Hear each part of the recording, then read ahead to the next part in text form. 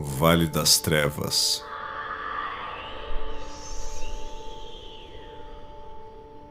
Da ponte pra cá.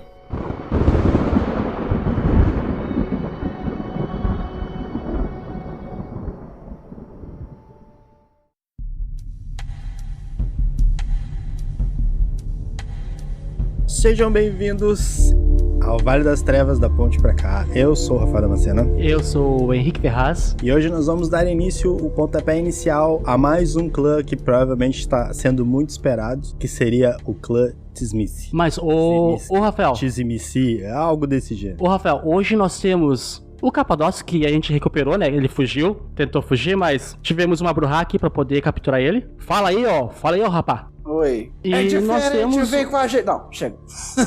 E também temos um convidado especial vindo lá daqueles canais lá do YouTube, da Twitch, sabe? Quem tem tecnomancia manja disso. Te apresenta aí pra nós aí, Rô Amadeu.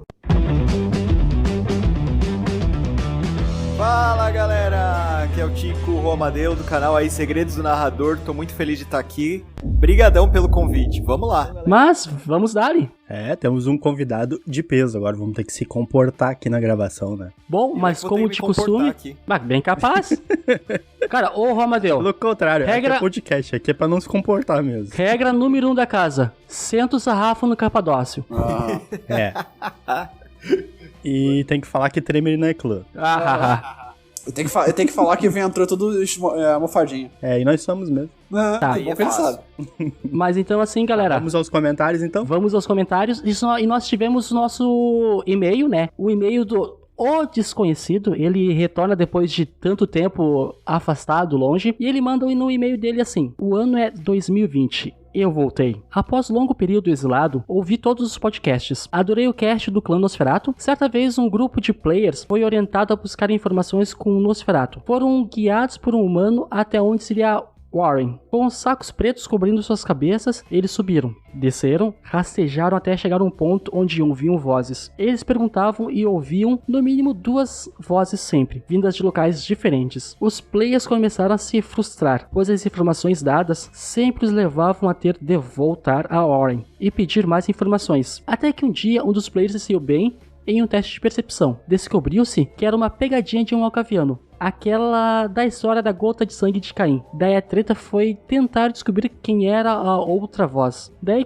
com a campanha encerrada e numa conversa extra-jogo, eu disse: ele era um ventríloco. Parabéns mais uma vez pelo trabalho de vocês, Rafael, Henrique, Felipe, Morgan. Foi bem legal maratonar os casts. Sugiro para os que acompanham fazendo downloads para curtir aquela viagem cansada de volta para casa. Vocês são foda demais. Observação: na espera do cast sobre o clã Gangrel. Atenciosamente, o desconhecido. Agora não tão desconhecido por causa do e-mail. Esse maluco é um sádico.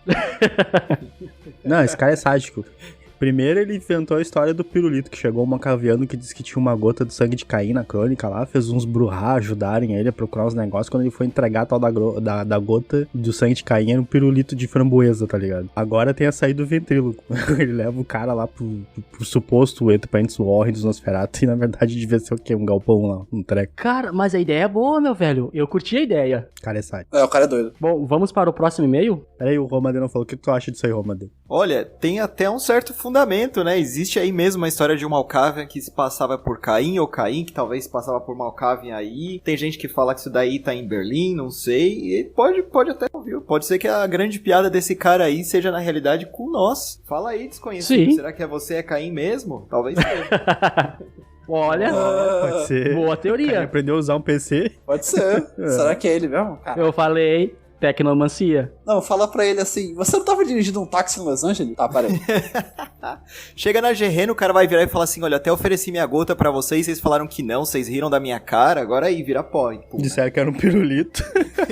Agora ficaram sem, seus trouxas. Nossa senhora. Disseram que era um pirulito. Senhores, francamente. Bom, vamos para o segundo e-mail. Vai lá, continua, Romudas. Não, é que o sangue dele tem, 10 mil anos de idade. Você acha que ainda vai ser uma gota líquida? É óbvio que vai ser sólido. O pirulito era isso. Vocês que não se tocaram. Boa.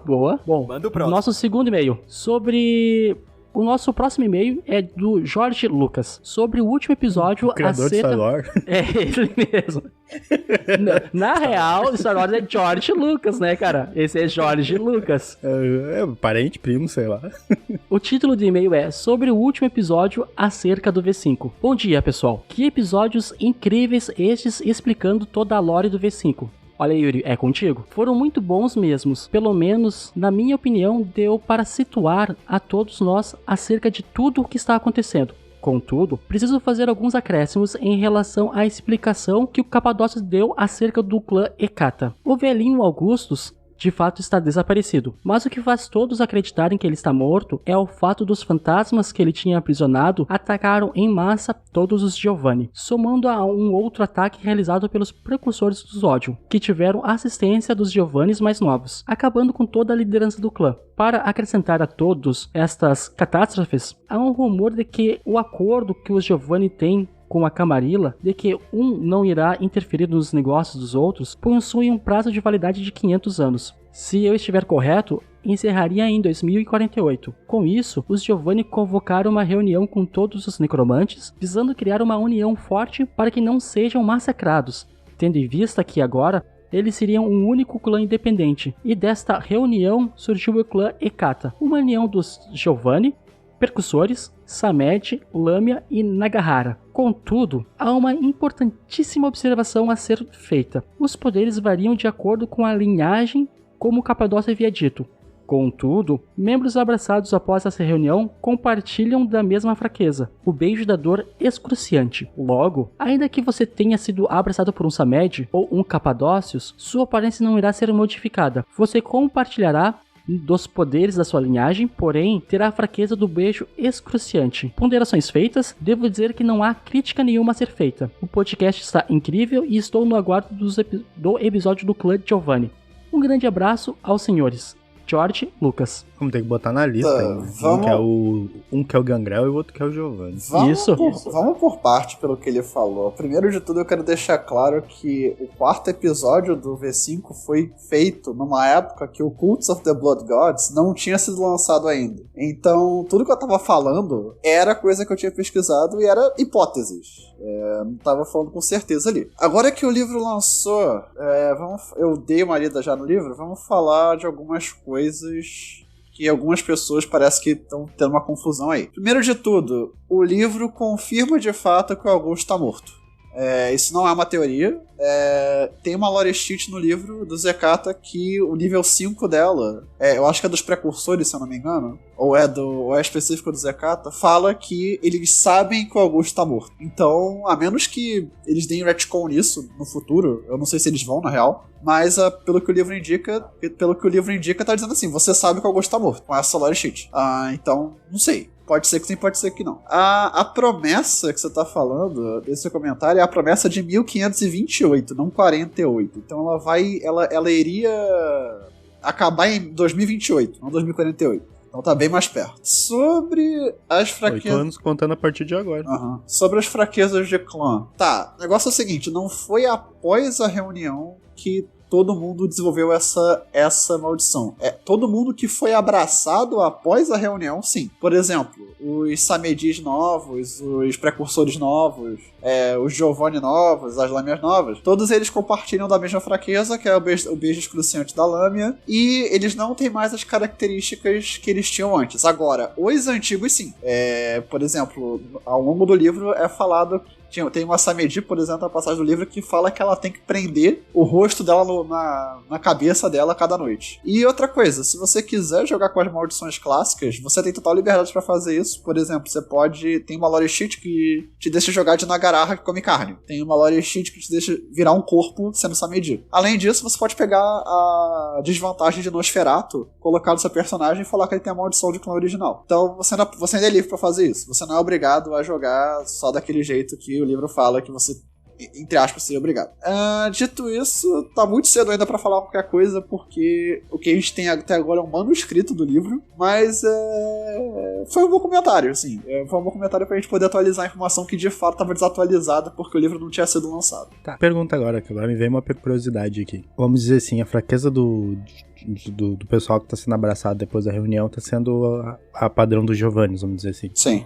Então, se, por exemplo, um Samed abraçar um bonequinho depois dessa reunião, ele ainda vai ter aparência zero e essa desvantagem, ou ele não só vai ter a desvantagem do Ele beijo? só vai ser... Se ele foi abraçado após a reunião de família, ele só tem a desvantagem do beijo. Ele é um Samed com aparência normal. Só que o senhor dele... Só que o senhor dele continua horrendo. E outra coisa, não é todo Hecata abraçado que perde a maldição. Porque o que tá acontecendo, na real, dos Hecata, é que eles não estão perdendo as maldições. Eles estão perdendo as linhagens. Todas as linhagens que estão sendo abraçadas novas, elas estão se tornando Hecata genéricos. Ou seja, pessoas que são do clã, mas que não apresentam características daquela linhagem. E isso começou a gerar um desespero nos Hecata, porque eles vão perder as qualidades únicas deles. E tem várias teorias do porquê que isso está acontecendo. A morte do antidilúvio, dos dois antediluvianos é uma delas. Talvez alguma coisa que o Capuchinho fez, que causou isso. Mas esses Hecata genéricos são a opção que você tem se você não quiser jogar com as linhagens. Você joga como Hecata genérico. Que legal. Posso completar? Então dá pra fazer um Samed. Pode complementar, vai lá. Pode. Então, não, tá tudo correto, é exatamente isso, só existe uma outra possibilidade também, que é que o sangue tá enfraquecendo, né? Nas eras finais, o sangue vai enfraquecendo e as maldições dos clãs, elas vão se definhando.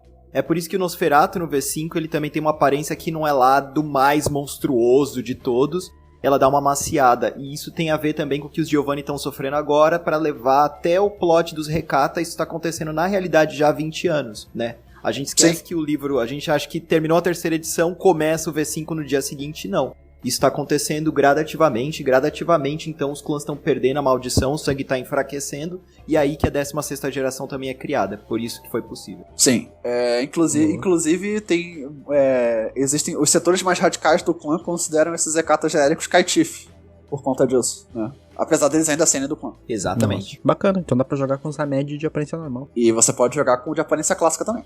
Bacana. Bom, vamos pro próximo. Qual é o próximo aí, Henrique? Bom, agora vamos para os comentários que são feitos lá no nosso site lá. O primeiro comentário do nosso blog, o nosso primeiro comentário é do Rafael. É tu, Rafael? Não sou eu. Ah, tá. Beleza. É que a gente tá sem comentário, daí eu fui lá e fiz lá, tipo, botei só Rafael e tal.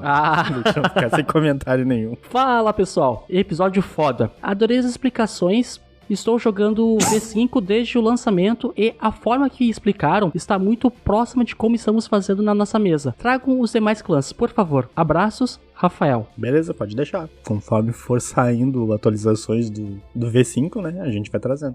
A gente vai explorar o Hecata mais a fundo quando a gente for fazer o episódio dos Capadócios.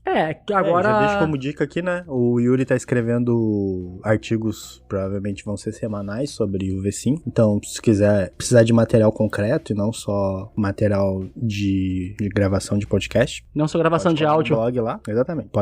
Pode colar lá no blog que tem coisa pra ler. Exato. Vale lembrar que o nosso Capadócio, ele está acorrentado na ponte. Então, da ponte ele não sai. A gente acorrentou numa mesinha, ele só escreve e a gente publica. Eles me dão tinta, papel e corpos pra eu fazer meus negócios aqui. Então, e ô Mateu, da próxima vez que você atravessar a ponte pra retornar, deixa um tributo, tá? Porque senão o Capadócio pode te morder. Nossa, vou deixar assim um carniçal ali pra ele se alimentar. Pode deixar. Tá, vamos para o nosso próximo recado. Nosso próximo recado é do Inácio.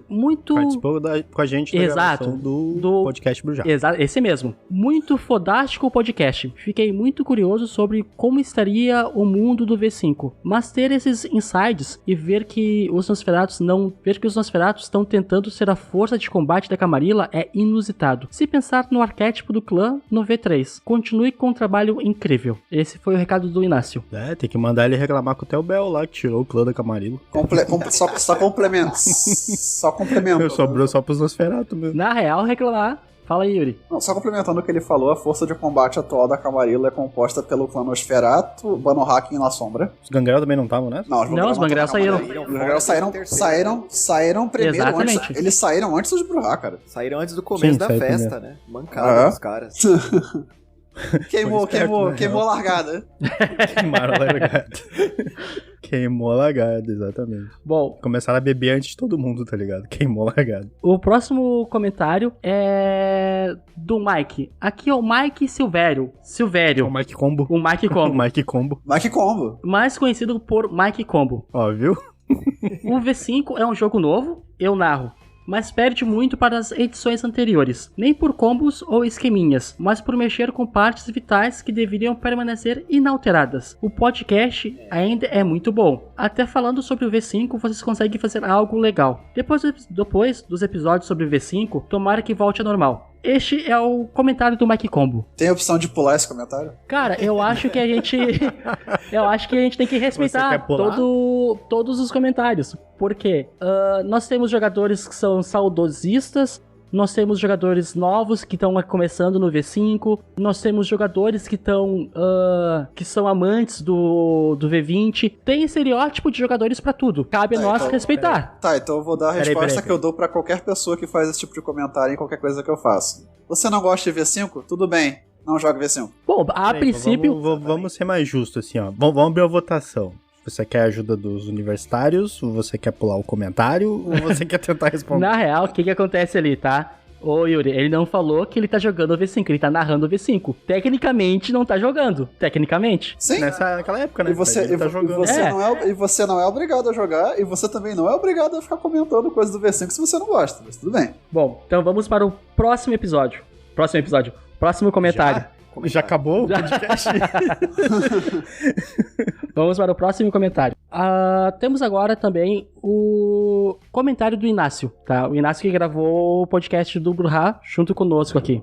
Grande, né? Adorei ver, exato, e grande também em tamanho. É, acho que ele tem 1,90, né? Quase 2 metros. O cara é alto. É. Adorei ver a vingança dos filhos de Hakim e ver que os Tremer tremeram com toda a merda que aconteceu. Agora, sem Tremer tecnocrata, tem que ser Gandalf. Só tô vendo que a anarquia tá ferrada.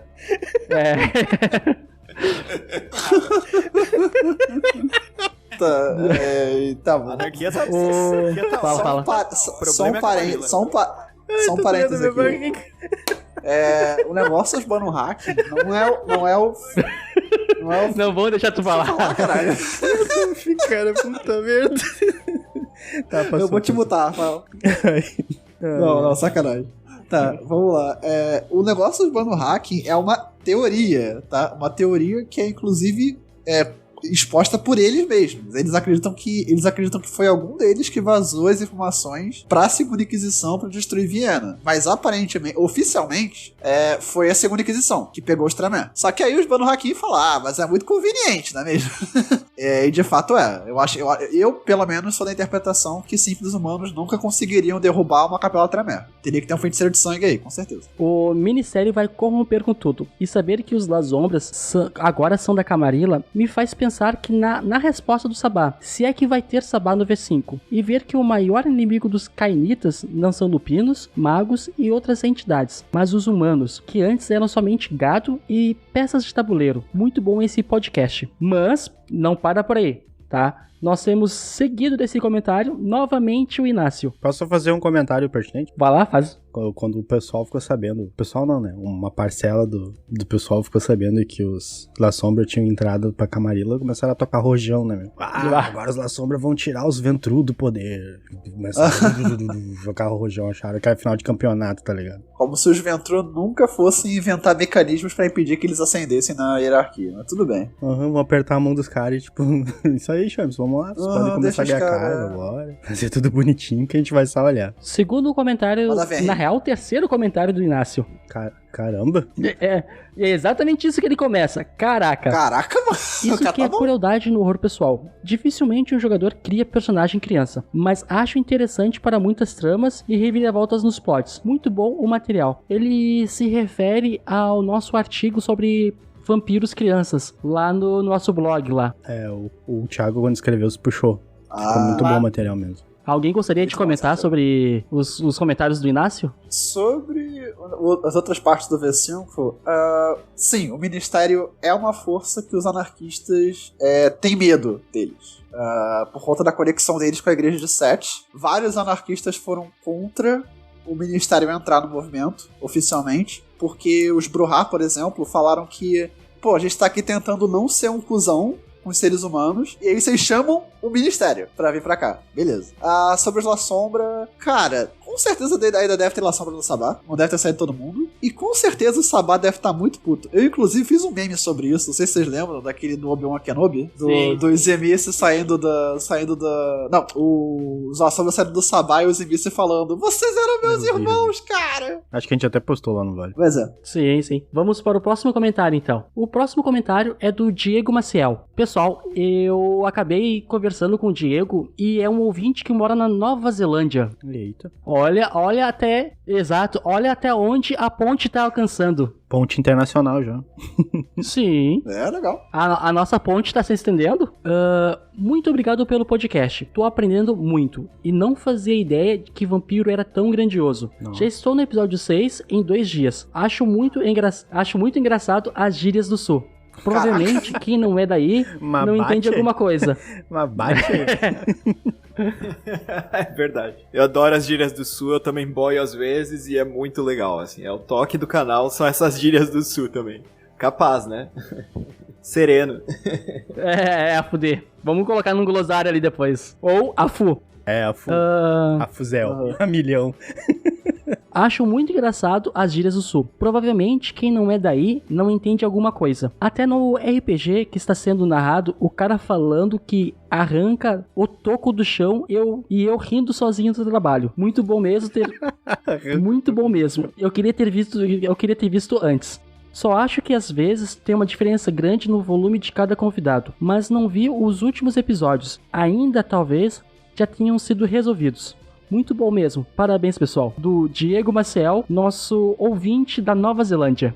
Isso aí é culpa minha. O nivelamento de áudio só foi resolvido a partir da segunda parte do podcast Lação. Até lá, eu era muito burro e aí eu não sabia que tinha um programa que nivelava automaticamente pra mim e eu fazia tudo manual na mão. Rafael, inexperiente. Não muito burro. Inexperiente. Tá bom, se tu quiser me dar essa moral, eu agradeço. Inexperiente. Vamos dizer isso. Inexperiente. Obrigado. Manual com a mão? Olha, depois do manual com a mão, eu não sei. Ah, tá. Ele acabou de falar isso, tá? Eu fazia todo vamos manual lá. com a mão. Nosso próximo comentário. Sim, pessoal. Nós temos muitos comentários a falar, a dizer. E não vamos conseguir ler todos eles nesse episódio. Senão a gente o não nosso próximo comentário, o Xerox. Comentário do Xerox. Depois de um tempo escondido em meu refúgio, devido às ameaças de um certo tremer... Quem? Como? Por puro motivo não clãzístico, mas que eu não irei falar para não sofrer censura e rituais, retorno aos comentários para parabenizar os excelentes trabalhos que vocês com duas palavras, parabéns. Estou adorando ouvir mais sobre o V5 e já estava muito esperando para ouvir como meu clã, Malx, estava nessa versão. Meio triste, o jeito que a Camarilla trata o clã da Lua, mas ainda tenho fé que eles verão o verdadeiro valor de ter os videntes, entre aspas, ao seu lado. Mas, no geral, confesso que estou gostando bastante da forma que a lore do V5 ficou. Continue com o bom trabalho e estarei aguardando ansioso pelos próximos episódios, principalmente o Manchas do Passado. Valeu. Rafael, gostaria de falar sobre o que aconteceu com Manchas do Passado nesse momento? Bom, primeiro eu queria falar que os malcavianos do V5 estão loucos, assim como eles estavam no V3, no Idade das Trevas, na Era Contemporânea, estão tudo louco. Mas o que aconteceu com Manchas do Passado? A gente teve um problema no áudio. Metade do jogo pra frente, não é hiato, ele teve problema no áudio. Metade do jogo pra frente, a gente teve um problema no áudio porque o programa que a gente usa pra capturar, ele compactou 6 horas de jogo em 2 horas e meia. Então a gente tá arrumando as outras 2 horas e meia que falta, mais ou menos. Nossa. Que sumiu. Dá vontade de chorar. Mas a gente vai resolver isso, pode deixar. Nossa. Provavelmente vai sair um episódio de Call of Cthulhu antes na frente, mas vamos arrumar mais espaço. É que agora nós estamos em época de reclusão, né? Então tá difícil de reunir a galera pra gravar. Então provavelmente a gente vai fazer essa última parte online e aí depois a gente ajeita tudo na edição e era isso. Não duvido. Se bobear até meu projetinho sai primeiro. Projetinho? É o projetinho do Capataz. Paciência. Ele tem tanto tempo livre lá, acorrentado, escrevendo os artigos, que ele também tá fazendo um projeto. Ah, vai se ferrar. Não, Você só pra devia promover estar que nem um estagiário. estagiário nessa porra desse podcast. Bom, vamos lá então ao último comentário. O último comentário é da Rosetta Reed. Ela comenta: eu fico imaginando uma ficha com uma história parecida com a do Tariq, que era de uma geração baixa, porém, graças ao Streamer, ele voltou à 13ª com vários atributos e disciplinas nos 5 pontos. Além disso, ele não sofre chamado que levam os anciões para o Oriente Médio. Já penso em uma crônica voltada a isso. Muahahaha. Enfim, só queria falar desta ideia que tive e convidar os cainitas da cidade de Nova York para conhecer o meu clube, o NOD. Todos são bem-vindos desde que estejam disponíveis para negociar com esta velha e inocente cega. Em troca, posso resolver qualquer uma das suas pendências. Atenciosamente, Rosetta Reed. Olhos não veem, coração não sente. Então nós temos Essa o é das Sucubus Club e agora temos o Legal, Nod. legal. Vamos todo mundo pra terra de Nod. Nod, vamos todo mundo pra Nod. Temos o Taste em Los Angeles. Não, me inclui fora dessa. Ela não disse onde é, né? Ela só disse venham pro Nod. É em Nova York? Ela deu a localização da cidade. É em Nova York. Nova York. Boa. Tá rolando o Nova Cotex York, de Nova York lá agora, né? Tá bem calmo. É Nova York. Sobre Tem tudo a ver o com que o ela de falou. hoje. Do Tarek? Peraí. Responde pra nós aí que ela do Tarek, falou ô Romadeu. Do Tariq? Tá muito quietinho. Vai lá, Romadeu. Não, pode continuar. Eu gosto pra caramba do Tariq. Eu acho que, assim, todas essas mudanças que você faz em personagens maiores, especialmente quando eles entram pra lista vermelha da Camarilla e tal, eu acho bem interessante você sempre continuar atualizando o plot deles e continuar lembrando pra gente que eles estão por aí, que eles estão fazendo coisas e... A história dele é bem interessante. Ela é das minhas, cara. Ela pega um personagem desses daí, eu já vi que ela vai fazer a crônica em volta desse cara. Os jogadores vão achar que ele é um bundão, né? Vão achar ali um cara, talvez uma samita que ele seja de baixa geração, de alta geração, com poder baixo e nem imagina que na realidade ele seja o grande cara. É aquele tipo de mestre que, tipo assim, agora vocês acharam que ele é de 13ª? Não, ele é de 5ª. KKKKK. Vou passar o terror em vocês. Eu não tenho certeza se funcionaria, porque a gente sabe muito pouco do chamado ainda. Então, eu não sei se, tipo, ele era de 5ª, Não, tô agora chutando, ele foi não pra sei que 13ª, geração se ele era, não lembro. faz ele ser imune ao chamado. Porque não foi... não foi explicitamente dito se o que afeta o chamado é a sua geração. Assim, quer dizer, tem acontecido com vampiros de geração baixa, mas assim, pode ser só porque eles são velhos. Alguém lembra qual é a geração do Strauss lá da Capela Tremer? É muito abstrato ainda o que é o chamado. Ele é bem velho, mas ele... Então, no próprio LA by Night, eles falam que ele deveria estar ouvindo o chamado e não está. Então tem coisa aí. Alguém lembra da geração do Strauss da Capela Tremer?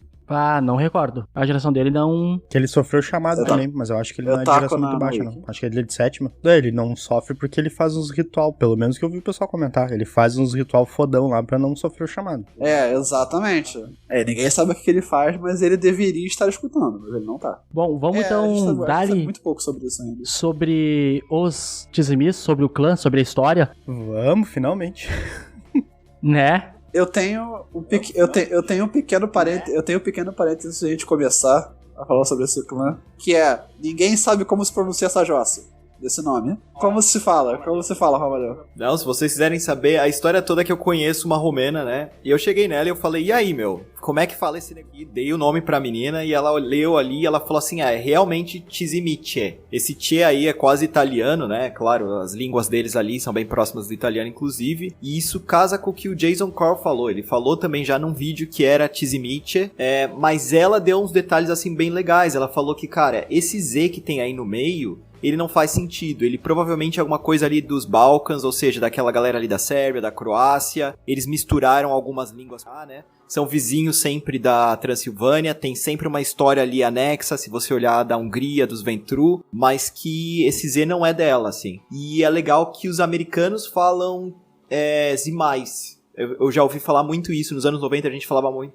zimais. E aí que eles tiram o T e esse mais, que eu acho que era aí que até lá o Mark Renhagen pensou em fazer, ele é uma piada, como os La Sombra é um nome que existe, como Bruhá tem um significado, como o historiador tem um significado, mas vem de rato, que vem, ratazana, né, que vem também de praga. O maior ali que transmite a peste é o rato, então eu acho que quando ele pensou no nome, ele mais Tizimais que tem a ver com Ratazana, que tem a ver com Pest, que tem tudo a ver com o clã. Bacana. Foi daí que ele começou Já a pensar tem um- nesse lore. Legal. Tá, agora a gente sabe como se pronuncia. É Tizimite. com a mãozinha, com a mãozinha. Vou virar Timite. italiano aqui, Tizimite. Eu vou Ai, desde que eles são... Eu também. Cara, eu fiz. Vocês não estão conseguindo ver, mas eu fiz a mãozinha. Eu vou chamar de Tismici, foda. Eu também fiz. Segunda coisa, a lore desse clã é extremamente contraditória. Então, se não começar a fazer muito sentido, Então tá, é porque não vou faz sentido começar quando você puxando lê aqui mesmo. nós, e aí Então, o vamos lá, pessoal pode vai começar. fazendo as ponderações e tomando a palavra no momento que achar propício, como a gente sempre fez. Então, vamos lá. Toca a ficha aí. Vamos começar então pelo legado do progenitor, né? Então, o antediluviano Tizmice ali, no caso, ele é considerado pelo clã. O clã considera, né? Não que seja de forma unânime que todos os outros clãs reconheçam, mas ele, o próprio Kush, diz que seu antediluviano é o mais velho. No caso, foi o primeiro a ser trazido por vampirismo, pelo Enoch, no caso. Lá no tempo da primeira, segunda cidade. Então, depois que ele se originou, ele teve vamos dizer assim, um pouco de conflito por causa do esquema da besta, né? Que ele ainda tava tentando aceitar a besta, ele não tava entendendo direito esse processo. Dizem que quando ele era humano, ele era um profeta, né? E um mago, se eu não me engano. É, porque o próprio abraço dele não é normal, né? Ele já possuía a besta sendo humano, porque o Enoch arrancou a besta dele e botou nele. Só que nada aconteceu. Tem duas versões. Tem duas versões, sim, é. A primeira versão é essa daí, né, que o Enoch realmente tirou a besta do corpo dele. Na realidade, ele queria transmitir tudo que era ser um vampiro no abraço, né, mais além, assim. Claro que isso acontece normalmente. E aí que ele criou um ser bestial. Mas a segunda versão é que foi o Irad. O Irad, na realidade, que é o Irad forte, ele tem tudo a ver com o clã Tizimice. Nunca ninguém entendeu porque que o Enoch é o grande senhor aí do Tizimice. O Irad, ele fez esse experimento de tentar destruir o mal do corpo dele. Ele vomitou todos os problemas dele, todo o mal dele. O sangue dele ali se formou numa massa gosmenta de alguma coisa. E, de repente, aquilo se tornou algo. E ele deu para um humano consumir aquilo, ele ia matar esse humano. E aí todo o mal do corpo dele iria morrer. Mas que esse humano simplesmente se tornou um cara normal, e ele achou isso super curioso, chegou lá pro Enoch e falou, olha aí olha o meu experimento aqui, o cara sobreviveu a esse processo, o cara tá normal, o cara tá de boa, o que eu faço com ele? E aí o Enoch falou, eu vou abraçar esse cara, mas de qualquer forma, a besta do Irad estaria nele, ou a besta do Enoch estaria nele. Mas o Enoch é tido como o progenitor dele mesmo. Nas duas versões ele abraça ele. O mais velho. Eu ouvi também, complementando o que o Rafael falou, que o mais velho não necessariamente seria a definição dele ser o primeiro antediluviano, mas ele ser o mais velho do clã. O mais velho poderia Tizimite. ser que ele era só o mais velho, né? Não que ele fosse o mais velho, no caso, o primeiro antediluviano gerado. Então, depois que aconteceu essa mudança, no caso, o ancião ali, vamos chamar o cara de o Tizmist ali, começou a ter que se adaptar, né, a sua nova existência, no caso. E então, ele com o tempo começou a perceber que simplesmente o sangue dos mortais não seria o suficiente pra conseguir sustentar ele, não só o sangue dos animais e de animais imortais. Então ele começou a perceber que provavelmente ele teria que consumir, depois de algum tempo, o sangue das suas proles também, né? E o clã também, ele é muito, nessa época ainda tem muito, ele é muito ligado à questão de mudança, né? Eles têm um estado que eles chamam, acho que é de Azida Haka, que é por isso que eles dizem que eles são meio que, eles usam dragão. como símbolo o dragão, porque eles enxergam que o dragão, além de ser aquele monstro que ameaçava, que trazia medo pra população e respeito, ele também era um ser que estava em constante metamorfose, né? Sim. E uma coisa interessante sobre o slogan do clã é que, além dele representar esse deus antigo, que era o Azir da Haka, o logo deles lembra o Ouroboros, que é a serpente que come a si mesma pra conseguir sempre ficar se modificando. Tem muito a ver com a temática do clã. O mais velho também, ele tinha muita coisa dessa do infanticídio, né? Porque ele achava que somente dessa forma ele ia conseguir se sustentar com o passar dos anos, vamos dizer assim. Então, depois de toda essa parte inicial da gênese no caso do Tizmit, vou chamar de Tizmici, que é o que a galera tá mais acostumada. Vai ser o Tizmici, depois de toda essa gênese dele. Pode mandar Tizmici, eu também ele vou falar. começou a perceber que talvez ele teria que deixar, né, Enoch. Ele teria que se mudar da cidade onde ele tava. Pelo que eu entendi ali na época, ele era um cara meio recluso, assim. Ele não participava muito das jihadis dos Oxlovianos, ele ficou um pouco mais na dele, ele se isolou mais pra entender um pouco mais do estado de existência dele, eu acho, depois que ele foi abraçado. E nesse isolamento, né, ele começou a se estudar. Exatamente. Enquanto ele estava sozinho, os outros irmãos estavam fazendo prole. Enquanto ele estava naquele estudo digamos que estudo moral, um estudo de... Como é que eu posso dizer? Como é que é a palavra? Pra moldar a carne de metamorfose. Muito obrigado. Metamorfoses. Ele tava, pelo que eu entendi, existem algumas versões, né? Mas parece que dizem que já nessa época, onde ele tava ali em contato com os irmãos dele, ele já tinha o poder de conseguir alterar e moldar a carne, né? Pelo que eu entendi. E dizem que talvez foi ele que moldou a carne do isso Nosferatu. é bem controverso. Deixando ele hediondo e tal. Exatamente. Sim, eu sinceramente odeio essa versão da maldição do Nosferatu, porque eu acho que tira muito peso da rebelião dele contra Zilar.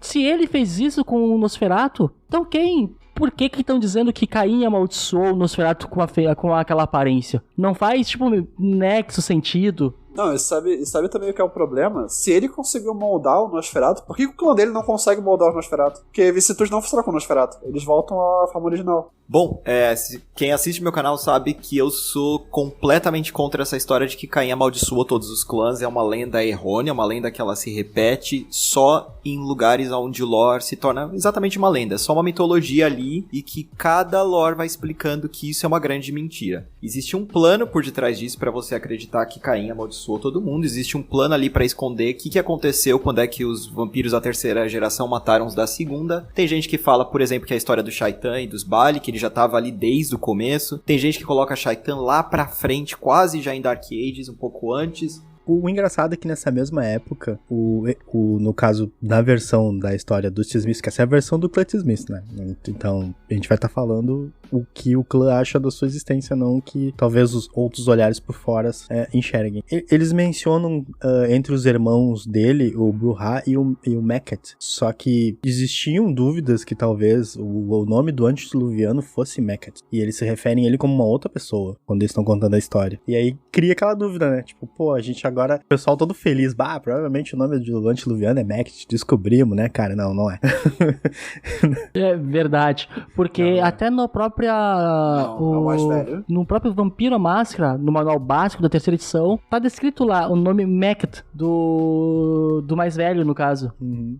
E aí na versão, quando os Smiths estão contando, não é. Senta ali, Cláudio, não é esse nome. Não, e detalhe, a gente também tem que ver que cada vertente do clã Zinith vai contar uma história diferente sobre a criação do clã. E isso é uma coisa que você não tem muito nos outros clãs. Você não tem versões conflitantes da grande lenda da origem do clã, mas nesse clã você tem. Isso é bem interessante. Eu acho que o único nome que a gente tem ideia é do Eli só. Eu acho que o único que a gente sabe, assim, de quem pertence a esse nome. E há controvérsias ainda, né? Vai que uma hora eles façam um retcon aí cara, que não é o nome do cara. Muitas. Nossa, enormes. A gente não sabe o nome de antediluviano nenhum. O próprio Elias, ele fala que pode... Ela, né, na verdade, talvez, seja feminino. Ela fala que, na realidade, ela tem uma dupla personalidade ali. Tem uma história muito louca de que ela talvez se dividiu em dois também. Que talvez o nome dela nem seja esse. Talvez ela seja até Troile. Nem dá pra saber. A gente nunca vai saber, né? É legal. Pois é, porque o mundo das trevas em si, ele é muito ambíguo, ele deixa muitas incertezas. Tem mais incertezas do que convicções ali dentro. E esse é o prazer de todo o cenário, né? É por isso que esse cenário dá certo e o hacking não foi tanto pra frente. Porque você tem aqui vários pontos pra gente debater, é isso que a gente tá fazendo agora. Boa.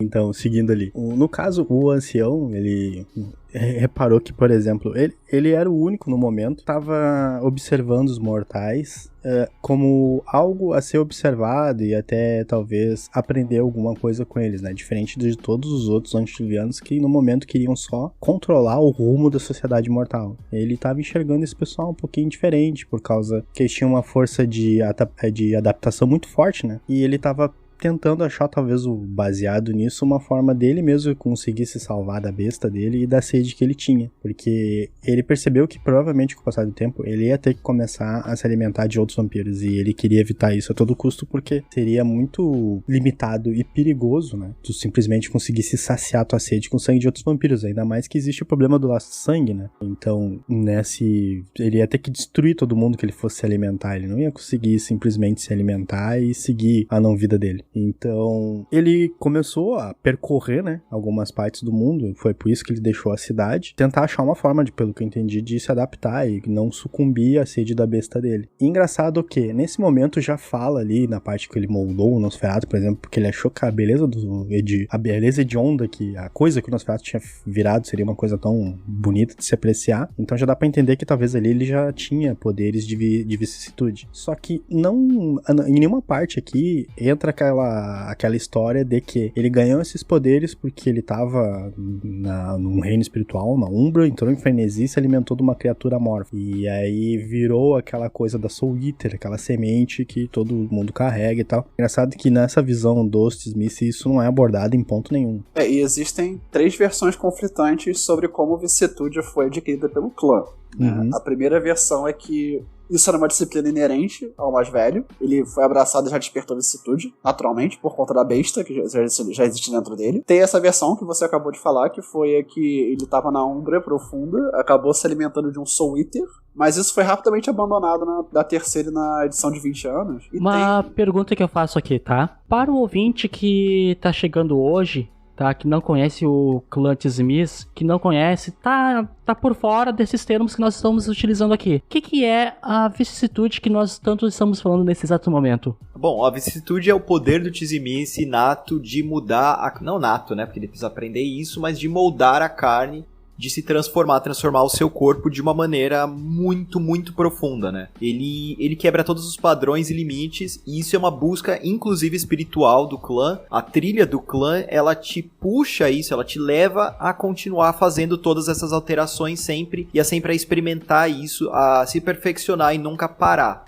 Agora, todas essas versões que a gente tem de por que a vicissitude existe, elas começaram porque na segunda edição, quando não tinha ainda direito de Sabá, né? Na primeira edição não tinha Sabá, na segunda edição eles começaram a abrir as portas para todos esses mistérios, eles vão lá e me lançam um suplemento que é um dos mais controversos aí da história, que é o Dirty Secrets of the Black Hand, que ele explica que essa vicissitude é uma doença espiritual vinda alienígena, uma coisa alienígena mesmo, vindo da Umbra, dentro dos reinos da Umbra, ou seja, o cara foi lá, viajou pra lá, ó, e pegou essa criatura aí, e fez, digamos que uma diablerie dessa criatura, e que agora ele tá infectado, essa doença infecta todo mundo, e ele é uma tentativa muito esquisita de transformar a Mão Negra, na realidade, num herói, porque a Mão Negra, ela é uma coisa vilanesca, e a segunda edição tem esse ponto de vista de, não é bem isso, não é bem isso, e aí eles pegam o livro da Mão Negra e falam, então, não é bem isso, eles não são os vilões, eles não são a elite de guerra do Sabá, na realidade eles estão certos, eles estão tentando exterminar essa doença, e é desse suplemento também que a gente tem ali o Old Clan Tzimice, que não pratica a vicissitude, é uma outra versão de toda essa história. Os caras viram o erro que eles cometeram e depois tentaram tirar isso, mas manter só que vicissitude pode ser uma doença ou pode ser algo infeccioso, mas não necessariamente algo ruim, né? Digamos assim. Na verdade, Dirty Secrets of the Black Hand já é uma reescritura do canon de antes, porque antes a gente tinha o Soul Eater, e o que o Dirty Secrets apresenta é o Asako, que já é um retcon do Soul Eater, né? E não foi o mais velho que liberou a vicissitude, foi uma prole dele chamada Andeleon, que entrou numa expedição da Umbra e entrou em contato com uma entidade Lovecraftiana lá dentro, não fica explicado o que é, que ele entrou em contato, e quando ele voltou ele começou a tentar ensinar os irmãos dele o antediluviano vicissitude. Então a linhagem do Old Clan, aí tem a ruptura do New Clan do Old Clan. O Old Clan vem dos irmãos do Andeleon que não concordaram com o uso de vicissitude e se mantiveram à parte da doença. E o New Clan vem da prole do Andeleon e do próprio mais velho que foi afetado pela vicissitude. Mas isso é só um possível canon, assim, isso não é o canon verdadeiro 100%. O livro deixa isso claro também, o Dirty Secrets deixa isso claro. O complicado é que na terceira edição eles trazem de volta a história da Soul Eater, né? É muito bizarro, sim. Eles já escrevem toda hora isso. Mas vamos lá, senão a gente vai ficar só na Twitter.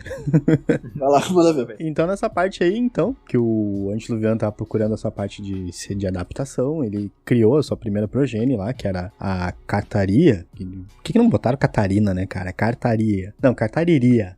Cartariria. É algo bem complicado. Talvez pra nós aqui seja horrível de pronunciar, mas pro pessoal eslavo lá deve ser um nome tricomum, tá ligado? Deve ser o nome da filha de todo mundo lá, talvez. Então, ele criou e com ela ele acabou descobrindo, então, ele acabou percebendo que as suas crias podiam trocar de forma livremente, e ele tinha laços com essas crias por causa dessa troca, então logo ele tinha uma legião de progênies, ao qual poderia haver essa troca de vínculo, e ele poderia, talvez, mais cedo ou mais tarde, puxar todo aquele sangue que ele tinha preso naquela cria e através de um método de canibalismo, tá ligado? Uma coisa bem nojenta. Vai dar merda, né? Só deixa eu me corrigir aqui. Desculpa aí, o Juan Amadeu tava correto. É no Dirty Secrets of the Black Hand que tem a Soul Eater, e o que eu tava falando tá no Black Hand, a Guide to the Talmehara. Foi mal. Justamente porque ele já escreve muito, eu fiquei confuso. Não, Nossa. é tranquilo, exatamente. Eu também não vambora. sei mais o que é oficial, o que Não, não é. Depois que dá você uma lê confusão tudo isso, total. Os caras reescreveram essa história 10 mil vezes e falam que não é mais oficial, mas aí começa a voltar com esses plots. O Tzimice, na terceira edição, ele ainda leva em conta que a vicissitude é uma doença, só tirou a parte da Umbra da história e a gente foi prometido que não era, né? É muito esquisito. Vai lá, continua. Tranquilo. Depois disso, ele acabou abraçando a segunda progenie dele, o Galot, que era um chefe tribal, pra ficar monitorando ali os eventos que tinham em Enoch e pra ficar por dentro do que estava acontecendo. Então, depois dessas duas crias, ele acabou aumentando, assim, difundindo suas raízes, ele começou a aumentar a progenie dele, né? Coisa normal. E então, ele, nas suas viagens, acabou chegando até um local. E aí, nesse local, é onde começa a história do Kupala. E eu vou deixar pro Romadeu falar pra nós do Kupala. É minha paixão, né? Assim, é o que eu mais gosto dessa história toda, é esse cara, né? O Kupala, na realidade, eu vou deixar pra você. Obrigado. O Kupala, na realidade, é uma entidade que o Tzimice, ele encontra, ele tá ali devagando pelo mundo, ele tá tentando achar onde vai ser a sua casa, ele encontra essa entidade aí, que ela tá presa no solo da Transilvânia, ela tá presa na Transilvânia, e ela tá, o que eu diria, desativada. Como assim? Os lobisomens locais conseguiram prender essa entidade de uma maneira que ela não tem poderes, né? Ela só consegue falar, mas o poder dela não se extrapola, ela não pode usar nenhuma disciplina, digamos assim. E aí que essa entidade aí, ele conversa com ele, a entidade conversa com ele, parece que rola ali um acordo e os dois fazem um pacto. O Tzimice liberta essa entidade, contanto que essa entidade ensine ao Tzimice novos poderes. E aí que os dois ganham nessa história, né? O Kupala, ele consegue ser liberto, porém o Kupala, ele não consegue sair do solo da Transilvânia. Ele ainda tá preso no solo da Transilvânia, porém agora ele pode usar os poderes dele livremente. E ao mesmo tempo, o Tzimice aprende como usar os poderes do Kupala, como chamar as entidades locais ali da Transilvânia, e essa é provavelmente a origem da feitiçaria Kondum, que é uma forma aí de taumaturgia primitiva, muito mais original. Você faz mais pactos com esses espíritos, você conjura entidades e tal, mas que o Tzimice aprendeu dessa maneira aí, completamente corrompida. Acontece que o Kupala não é só uma entidade normal, ele é um dos maiores demônios, ele na realidade é os vilões dos demônios, a gente chama isso de Earthbound, em português traduzido como terrestre, ele é o primeiro dos terrestres, ele é a primeira entidade que consegue sair da Umbra. Todo mundo, quando chega aqui no mundo real, né, desse tipo de entidade que eram os anjos caídos, corrompidos, completamente corrompidos pelo seu tormento, eles precisam estar presos num objeto para serem cultuados. Sem um objeto, sem essa âncora, digamos assim, eles são de volta jogados para a Umbra. O Kupala tornou o solo da Transilvânia o seu objeto. Isso é inédito, isso é poderoso pra caramba, e toda a história do clã Tzimice, ela é em torno da Transilvânia por causa desse minuto, por causa desse pacto. Mas como eu te falei, ele não consegue sair dali, né? Então o Kupala, ele usa todo mundo, o clã Tzimice, todo mundo que nasce e cresce nessa área. Você vai ver daqui a pouco o história do Mika Vaikos, o história do Octavius, o Malkavia. Toda essa galera aí, ela sempre sofre a influência dessa entidade. E pra sempre aí o Kupala vai ser um dos maiores metaplots do jogo, ou seja, uma trama recorrente que vai, até a terceira edição de Vampira Máscara, sempre interferindo em grandes eventos que acontecem. Ele enrosca nos tentáculos dele também o Yoraki, né? Nossa. Ele corrompe um pouco o Yoraki. E você vê que, por exemplo, no livro do Dark Ages V20, os próprios Tzimisce começam a... Falei Tzimisce, não. Eles começam a ter um desespero em relação a essa entidade, porque, tipo assim, eles começam a ver que tá fudendo tudo. Tá fudendo a Terra. Né? Tá tudo deteriorando e coisa e tal. E eles falam, mano, isso aqui não é só vicissitude, isso aqui não é só porque a gente é vampiro. O nosso antediluviano fez alguma coisa que deu ruim pra gente aqui. Isso é bem interessante você ver como é que o clã reagiu a isso.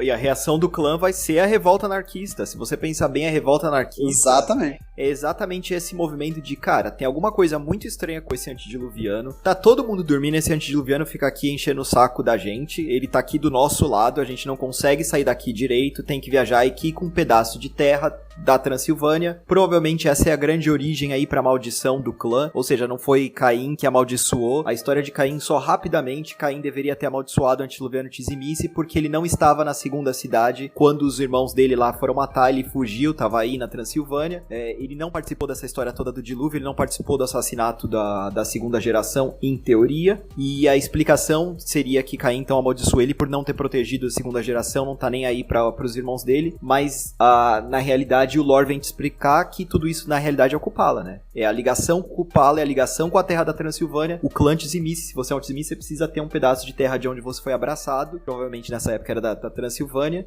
e isso começa a criar ali a revolta desses caras, porque, meu antediluviano tá acordado, tá do meu lado, mandando eu fazer um monte de coisa, aqui esse sistema hierárquico completamente complexo dos Voivodes, a gente já pode falar sobre isso daqui a pouco, mas a revolta do clã vai crescer exatamente por causa desse Kupala. Pois é, nessa parte da história é interessante tudo isso que vocês comentaram, porque vamos dizer assim, o grande lore, assim, diz que todos os 13 foram amaldiçoados por Caim. Aí quando tu começa a ver a história de cada clã isolada, tipo, até esse momento aqui, da história do clã Tzimisce, nem fala de Caim. O contato do mais velho com Caim foi muito pouco, porque ele sofreu ali o abraço dele por uma das crias de Caim, né, no caso o Enoque ali, e depois de um tempo ele saiu a peregrinar. Mas Rafael, se tu prestar atenção no livro de clã revisado, cara, o mais velho, ele não tem muito contato com seus irmãos, com seu senhor ou com o próprio Caim. O livro retrata mais a história dele com ele mesmo e com seus semelhantes. Exatamente. E não com os outros. Eu acabei de falar. Ele retrata mais a... Sim, é o que eu tô dizendo, que ele... Estou reafirmando, então, essas palavras. Isso completa o que você falou, Henrique. Isso completa o que você falou de ele diablerizar sempre as suas crias, né? E de ele tentar achar uma solução pra isso. Se ele tivesse na segunda cidade ali dos vampiros, imagina só quantas crias iam ser diablerizadas, ou ele ia talvez se alimentar dos outros. Ia dar bem ruim. E vamos falar da frustração de Kupala, né? Aproveitando que a gente tá falando do Kupala, depois que ele foi libertado pelo Tzimisce, depois de uma grande guerra que teve com os lupinos lá, que ele quase perdeu, Eram os né? Senhores das Sombras. Ele quase perdeu, o Kupala se fragou que tipo assim, pô, eu tô preso aqui, eu não posso ir mais pras cortes infernais, eu não consigo sair daqui de onde eu tô. E isso aí acabou frustrando um pouco esse demônio, né? Porque a ideia dele era se libertar e voltar lá pros reinos espirituais, onde os grandes lordes demônios ficam, né? A ideia dele era vazar da montanha, ele não queria ficar na montanha. Mas ele ficou tanto tempo preso ali por causa que os xamãs lupinos da época, os xamãs lobisomens, fizeram efeitos poderosíssimos pra deixar ele preso ali, que ele ficou realmente preso. Ele não conseguiu sair. Isso é um dos motivos do porquê ele ficou preso. E por ele ser um terrestre também, né? Os Earthbounds, normalmente, eles se ligam a um local onde eles ficam presos, né? Na realidade, E ele eu acho que criou até esse essa momento- categoria. Ele criou a categoria ele criou dos essa categoria, terrestres. né? Ele foi o Já que primeiro. eu tô preso aqui, então vamos se aproveitar. E aí ele criou todo esse sistema de se alimentar da terra e de influenciar todas as pessoas. Ele percebeu que ele não precisa nada além disso. E ele consegue, né? Ele vai manipular aí toda a história de Vampira Máscara. E ele faz isso muito bem. E ele vai, Isso, sei inclusive, ele vai inclusive infectar a mente do mais velho com a frustração dele, né? O mais velho começa a decair muito depois do pacto com o Kupala, assim, porque até então as intenções deles não eram legais, porque, né, ele é uma besta de sangue. Mas assim, ele não era maluco, sabe? Ele era um cara que tinha um propósito, ele queria uma elevação, uma transcendência. Depois do Kupala, cara, é ladeira abaixo. Sim, né? Nada mais do que natural, né? Do envolvimento com o demônio.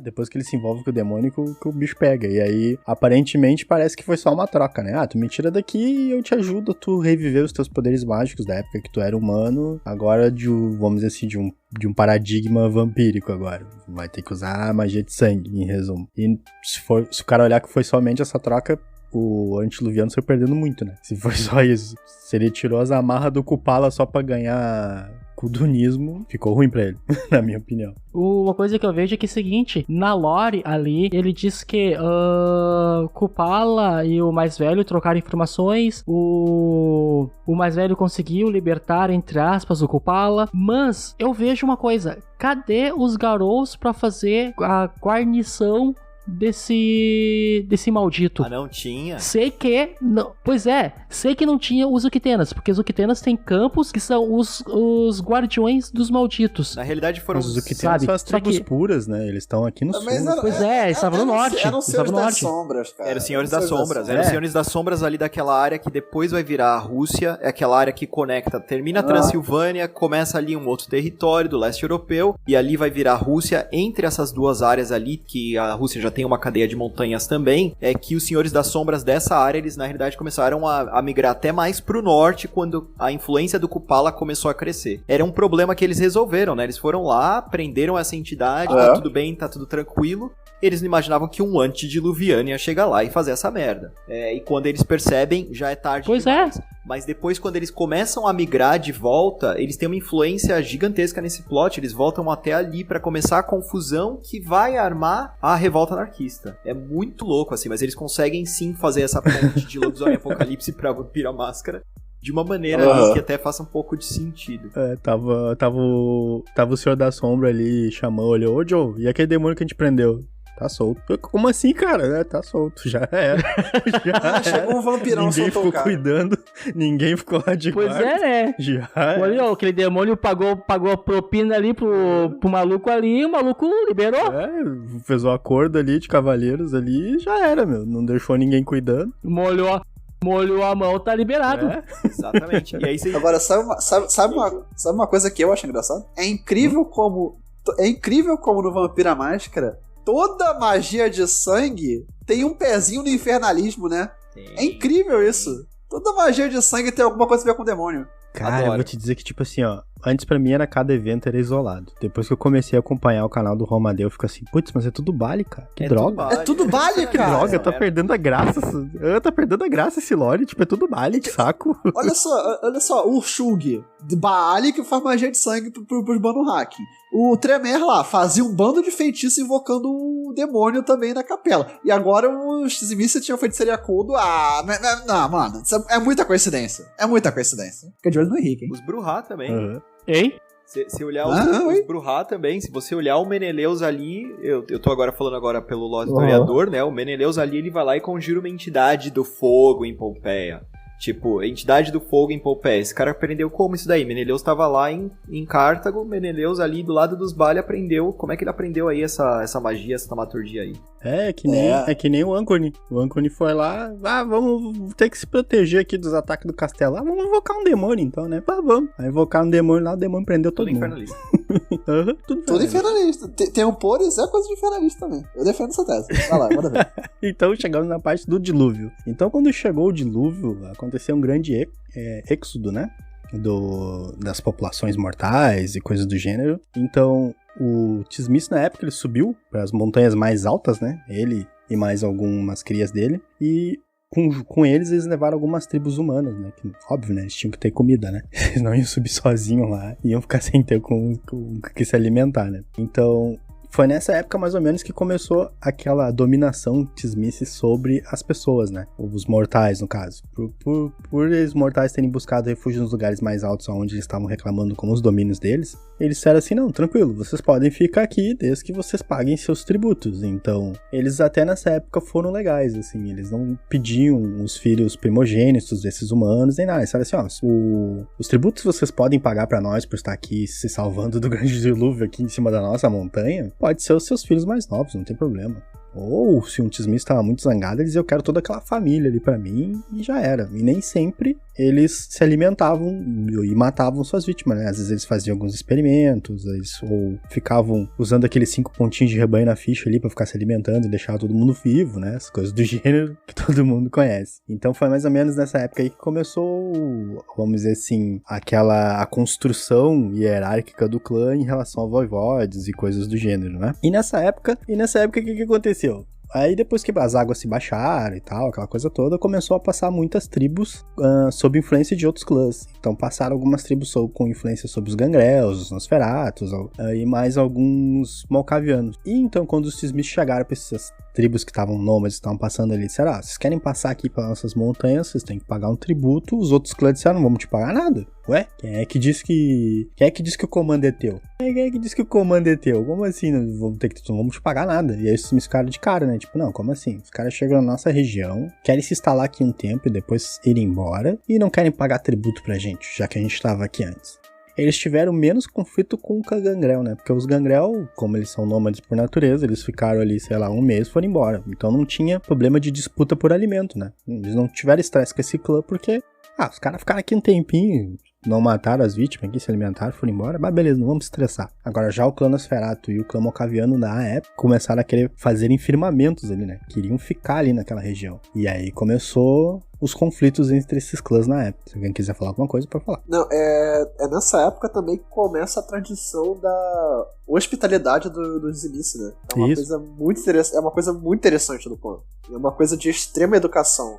E assim, se você vir na nossa terra e pedir educadamente pra ficar e respeitar nossa soberania sobre a terra, a gente vai te tratar muito bem, cara. Como se tu fosse a nossa família. Agora, se tu vem aqui, chega como se fosse, sei lá, o manda-chuva da parada e fala que a gente não manda na terra, aí o negócio fica meio feio pro teu lado. Pois é, né? É aquela coisa meio que eles puxam do Drácula de Bram Stoker, né? Que é quando tu chega nos domínios do T-Smith, se ele te aceitou ali, ele vai te tratar da melhor forma possível. Tu é quase um rei nos domínios dele porque ele te trouxe até ali. Agora, se tu entra sem convite, é faca na caveira. Não tem, tipo, o que tu quer aqui na minha casa? Não te chamei, tá ligado? O inferno que ele vai te mandar vai parecer um paraíso depois do que ele fizer com você. Provavelmente tu vai virar uma cadeira na sala dele, mas, né, coisa normal. Padrão. Padrão, vai virar uma cadeira na sala dele, uma mesa, talvez ele tá assim, uma mesa de centro, ele vai olhar pra ti assim, pô, que bom que tu chegou, tá assim, uma mesa de centro aqui pra fazer decoração com as minhas cadeiras. Aí tu olha pras cadeiras, as cadeiras têm cabeça e tão falando. Vão redecorar a Catedral de Carne. Vão redecorar. Tá precisando. Tá precisando aqui de uma tapeçaria nova, minha Catedral de Carne. Falando nisso, até me lembro do Desmici que o Henrique fez uma vez, que ele tinha uma carruagem de carne, mas fica pra outra hora isso. Meu Deus do céu. Ideias do Henrique. Foi bizarro, mas foi no meu início de jogo, quando eu tava aprendendo a jogar Vampiro. Então, foi nessa... Mas foi engraçado. Foi engraçado. Então foi nessa época que a maldição, né, do Caim foi lançada sobre todos os outros clãs. Pegou o T-Smith meio de surpresa, né? Porque ele tava nesse bolinho, sem estar nesse bolinho, vamos dizer assim. Ele não tava lá na cidade na hora que foi rogada essa maldição. E foi nesse momento que eu acho que ele percebeu, né? Que ele tava preso a ter que conseguir um descanso pleno se ele tivesse no solo onde teve mais significado pra ele. No caso, não foi onde ele foi abraçado, né? No caso, o solo que tem mais significado pra ele na época que tinha era nos Cárpatos, né? Provavelmente por causa do acordo que ele fez com Kupala. Então, depois dessa época, é dito que provavelmente ele desapareceu. Por que ele desapareceu? Por causa das práticas dele com o Kupala, o clã Salubre julgou que, tipo assim, cara, esse maluco tá fazendo pacto com demônios. Essa história é muito boa. Tipo, tá estranha essa história aí. Como é que o cara vai lá pra uma terra desconhecida, fala com um bicho desconhecido, e agora ele ganha poderes, provavelmente são poderes advindos do inferno, poderes infernais, então o Samiel na época reúne os guerreiros dele e eles vão até lá pra tirar satisfação do antediluviano. Peraí, só um parênteses. Vamos explicar quem é o Samiel, só por cima pra galera. Vai. Não, já que tu levantou, já que o tirolês levantou a patinha, vai. É que assim, a gente não falou do Salubre ainda, né? E o Samiel, ele é muito importante porque ele é um dos filhos favoritos do Saulote e ele é o criador da casta dos guerreiros do clã Salubre. E a casta foi criada justamente pra combater o infernalismo. Uhum. Então, ele agarrou, reunir os seus guerreiros sagrados e foram até lá falar com o antediluviano. Quando eles chegaram lá pra trocar uma ideia com o antediluviano, aconteceu uma batalha ferronha e é dito que os Salubres colocaram nos registros de clã que na época eles estavam lutando com uma invasão Bali. Eles não disseram que eram Tzimisces. Isso era por causa da aparência dos Voids, né? Dos carniceiros. Eles estavam lutando contra os carniceiros e eles olharam ali uma galera ali com 15 mil chifres, 3 mil braços, e aí eles falaram, mano, isso daqui é realmente o monstro dos Bali. E aí que eles realmente declararam que aquilo ali ele na realidade estava em busca do Shaitan, onde é que eu vou derrotar Shaitan, ou quem sejam as crianças, enfim, aquela história toda. E aí que ele achou que tava certo. Ele nem sabia que tava lutando contra o Antiluviano Tzimice direito. Eles achavam, ele né? Ele lutou com os Goro do Mortal Kombat lá e... e olhou assim, o que é esses bichos, meu? Tá louco? Ah, é tudo demônio, é tudo demônio. É, tudo infernalista. Tem 4 braços e infernalista. Não quero saber. E aí, no meio dessa batalha, o Samiel, com uma espada que eles dizem que era flamejante, acaba atravessando essa espada no antediluviano, e o antediluviano arranca a cabeça do Samiel, se não me engano, né? O Samiel perfura o coração do antediluviano com a espada dele, e o antediluviano arranca a cabeça e a espinha do Samiel. Um negócio bem predador, assim, né? Fatality. Um negócio bem leve, assim, sabe? Bem bacaninha. Leve de se ler. Tô falando, esse momento foi Mortal Kombat, meu. Tomou um Fatality ali. Total. Na real, Brutality. É Brutality. Vamos... Brutality. E então acreditam-se que, na época até, acho que foi o Lugoj e mais algum pessoal, talvez estava achando que destruíram o antediluviano. Ô, Rafael, só um instante, Rafael. Só um instante. Ô, Mortal Kombat, patrocina nós aí. Na sequência aí. Manda uns jogos pra nós aí que a gente não fica triste, não. Paga nós. Fatality. Finishing. E aí, finishing. Babality. Então, depois dessa batalha, os outras crias, né, o Lugoj e tal, ficaram achando que, tipo, caramba, eu acho que o antediluviano foi pra banha.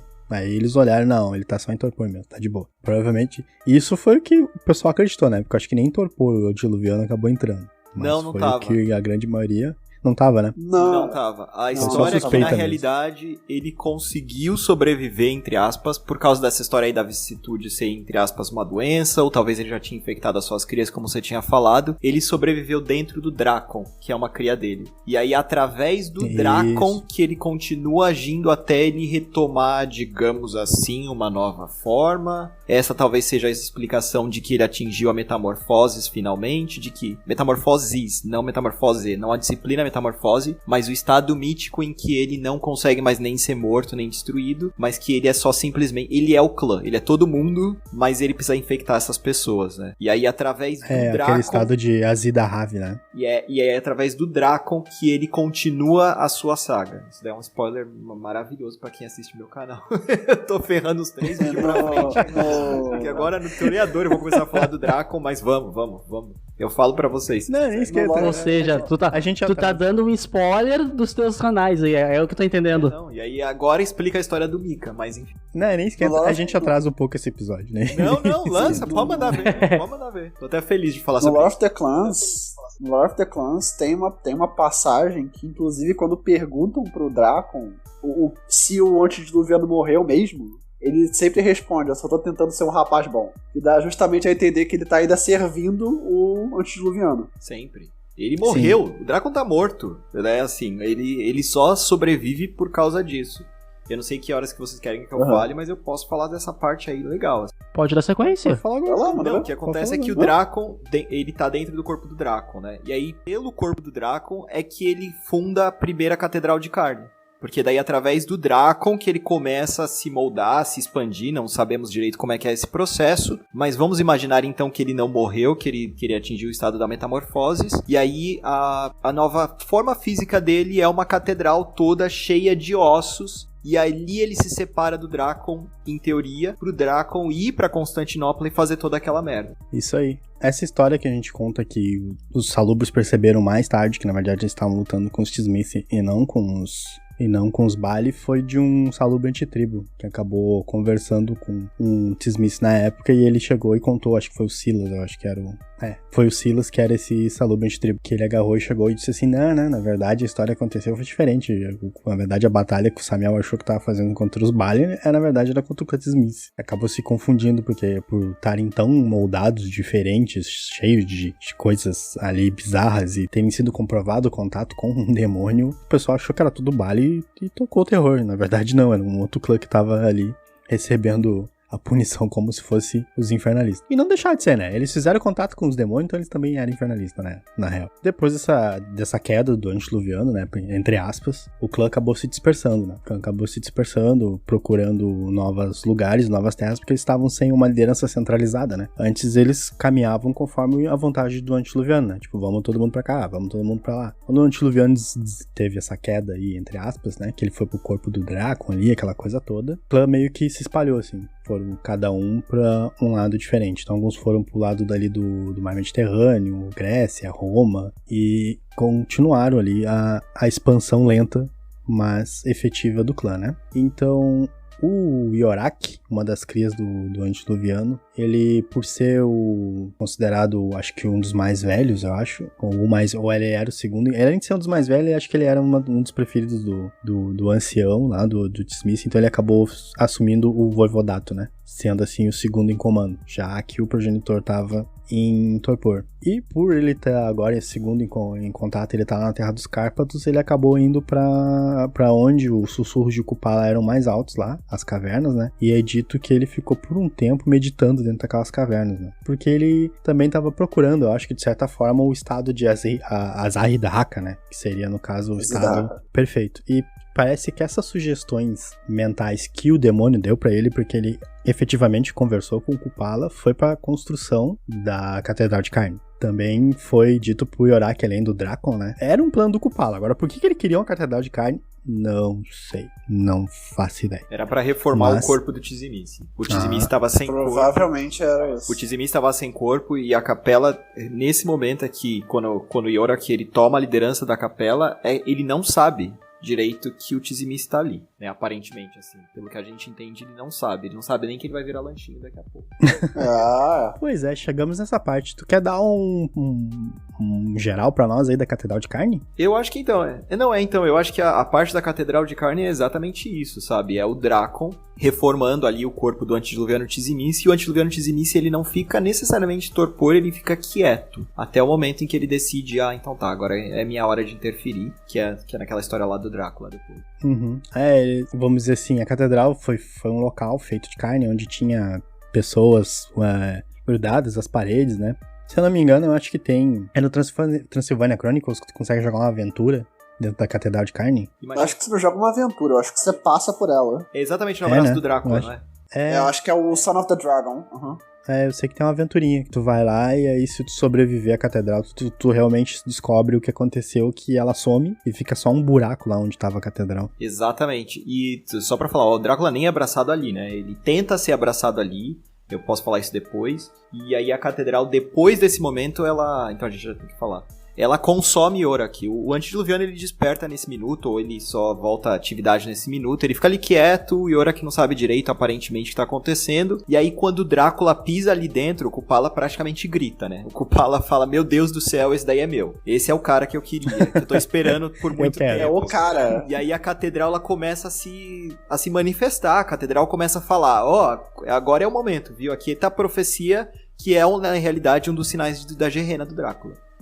Um dos sinais da Gehenna original, da Gehenna, real, não aquela do livro de Nod. E aí a catedral, ela consome Iorak e some. E aí a catedral ela é vista múltiplas vezes em múltiplos lugares e aparentemente ela se multiplica. Ela na realidade se torna uma entidade muito mais viva do que era antes, que é na realidade o antediluviano agora se multiplicando, se transformando. Ele finalmente, agora é o tempo de eu colocar o meu plano em prática, e o plano dele dá certo, e dá lindamente certo. Isso aí. Beleza. Então, complementando aí, depois de toda essa treta com a Catedral de Carne, então o clã começa de novo a procurar informações, né, até que eles chegam a Chagra, que o que acontece? Por não ter uma liderança ali nos Cárpatos e na região do Transilvânia ali, que mais tarde seria Transilvânia, né, o clã começa a perder muito território, né, para outros clãs ali naquela região. E também para expansão e guerras mortais, né, também tinha alguns povos, não sei,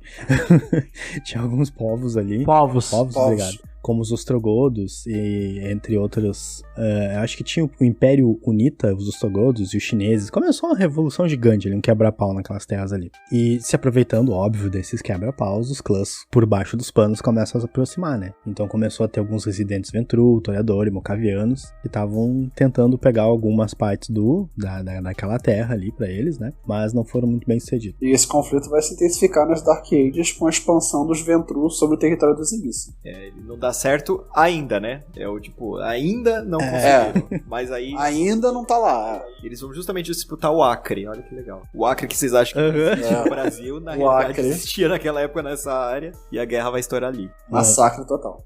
E aí o Iraque percebeu que, tipo assim, ó, até o momento, a prática de influência do clã sobre os mortais era 10%, vamos dizer assim, era quase nula. Eles não tinham muito interesse. Mas o Yorak percebeu que se ele abraçasse talvez alguns líderes tribais, ele conseguia fazer que essas tribos lutassem as guerras por eles. Mais ou menos essa ideia, tipo assim, se a gente pega uns líderes tribal aqui e disser, nós somos seus deuses, etc e tal, e os deuses querem que vocês marchem pra aquelas terras lá pra pegar pra nós, talvez dê certo, talvez não dê certo, vai saber. Então ele começou meio que esse experimento. Então foi quando ele aconteceu o abraço da Chagra, que, se eu não me engano, ela era uma feiticeira, se não me engano, essa mulher. Era uma feiticeira, tipo uma xamã de uma das tribos, e quando trouxeram ela pro clã, eles perceberam que poderiam talvez conseguir esse tipo de influência de forma mais fácil, assim, em vez da gente mostrar nossa cara e dizer, eu sou o deus do trovão, vocês vão perceber, a gente pode usar alguém que já faz parte do povo deles. E é isso, a gente passa só a nossa semente pra essa pessoa, pra virar um membro, e esse membro segue os nossos planos. Só que, vamos dizer assim, nesse momento,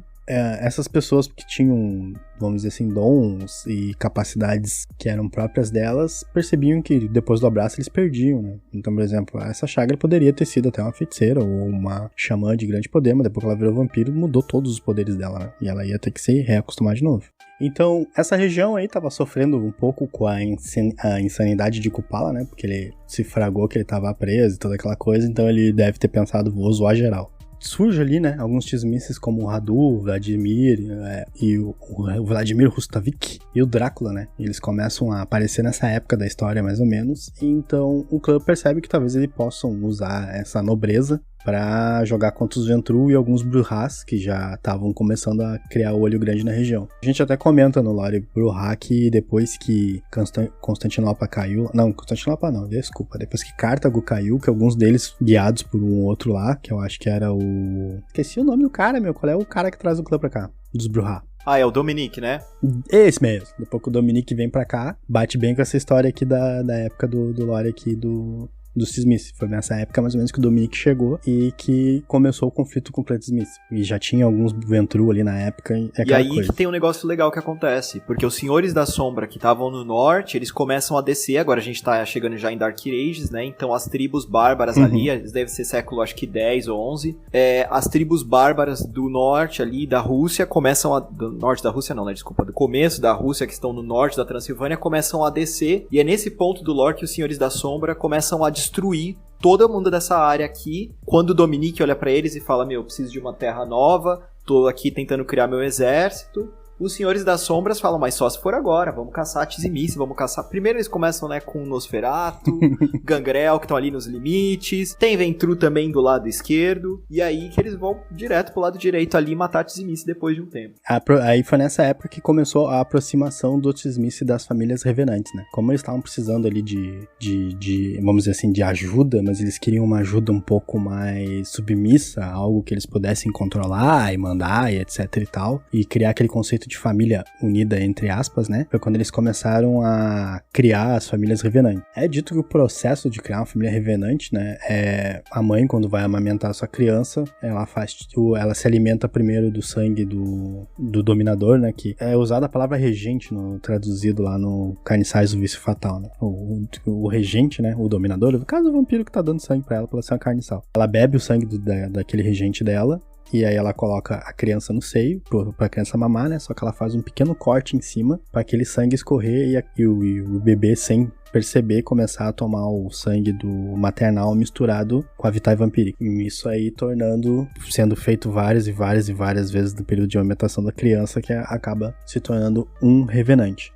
Qual é a moral dos carniceiros, dos revenantes, né? É que eles têm uma reserva de sangue deles mesmos, né? Que seriam, acho que em torno de 10 pontos de sangue que eles podem gastar livremente e recuperam um por dia naturalmente. E aí eles podem usar esse sangue pra se curar, ativar disciplina, etc e tal. Eles são uma espécie de super ghoul. Eles são tipo uma espécie de super carniçal. Seria mais ou menos isso. Ô, Romadeu, pergunta pra você. Manda. É necessário que toda mãe da família amamente o seu bebê assim pra cada vez que um bebê novo nasce, ou a partir de um momento vai por inércia? Não, eu acho que é necessário. Tipo, já descende pra família. Não, É necessário, que eu entendi, eu acho que é necessário. Eu realmente acho que é necessário. A maldição do sangue, ela definha dentro de uma mãe. Mesmo sendo a mãe, ela criando o próprio sangue dela, ela não cria Vitae. Ela não ouvi ter. Ela não cria isso, ela só cria uma reserva que ela tem acesso para usar uma disciplina, por exemplo, de nível 1, enfim. Mas ela essa ligação ela ainda é necessária até onde eu conheço, até onde eu imagino. Foi se eu não me engano, nessa época eles tiveram contato com algumas famílias antigas carniçais, que são aquelas famílias que estavam com os tismices lá no morro quando aconteceu o dilúvio. Então, depois que tudo isso aconteceu, eles reencontraram uma das crias do Yorak avisou ele que tinha, né?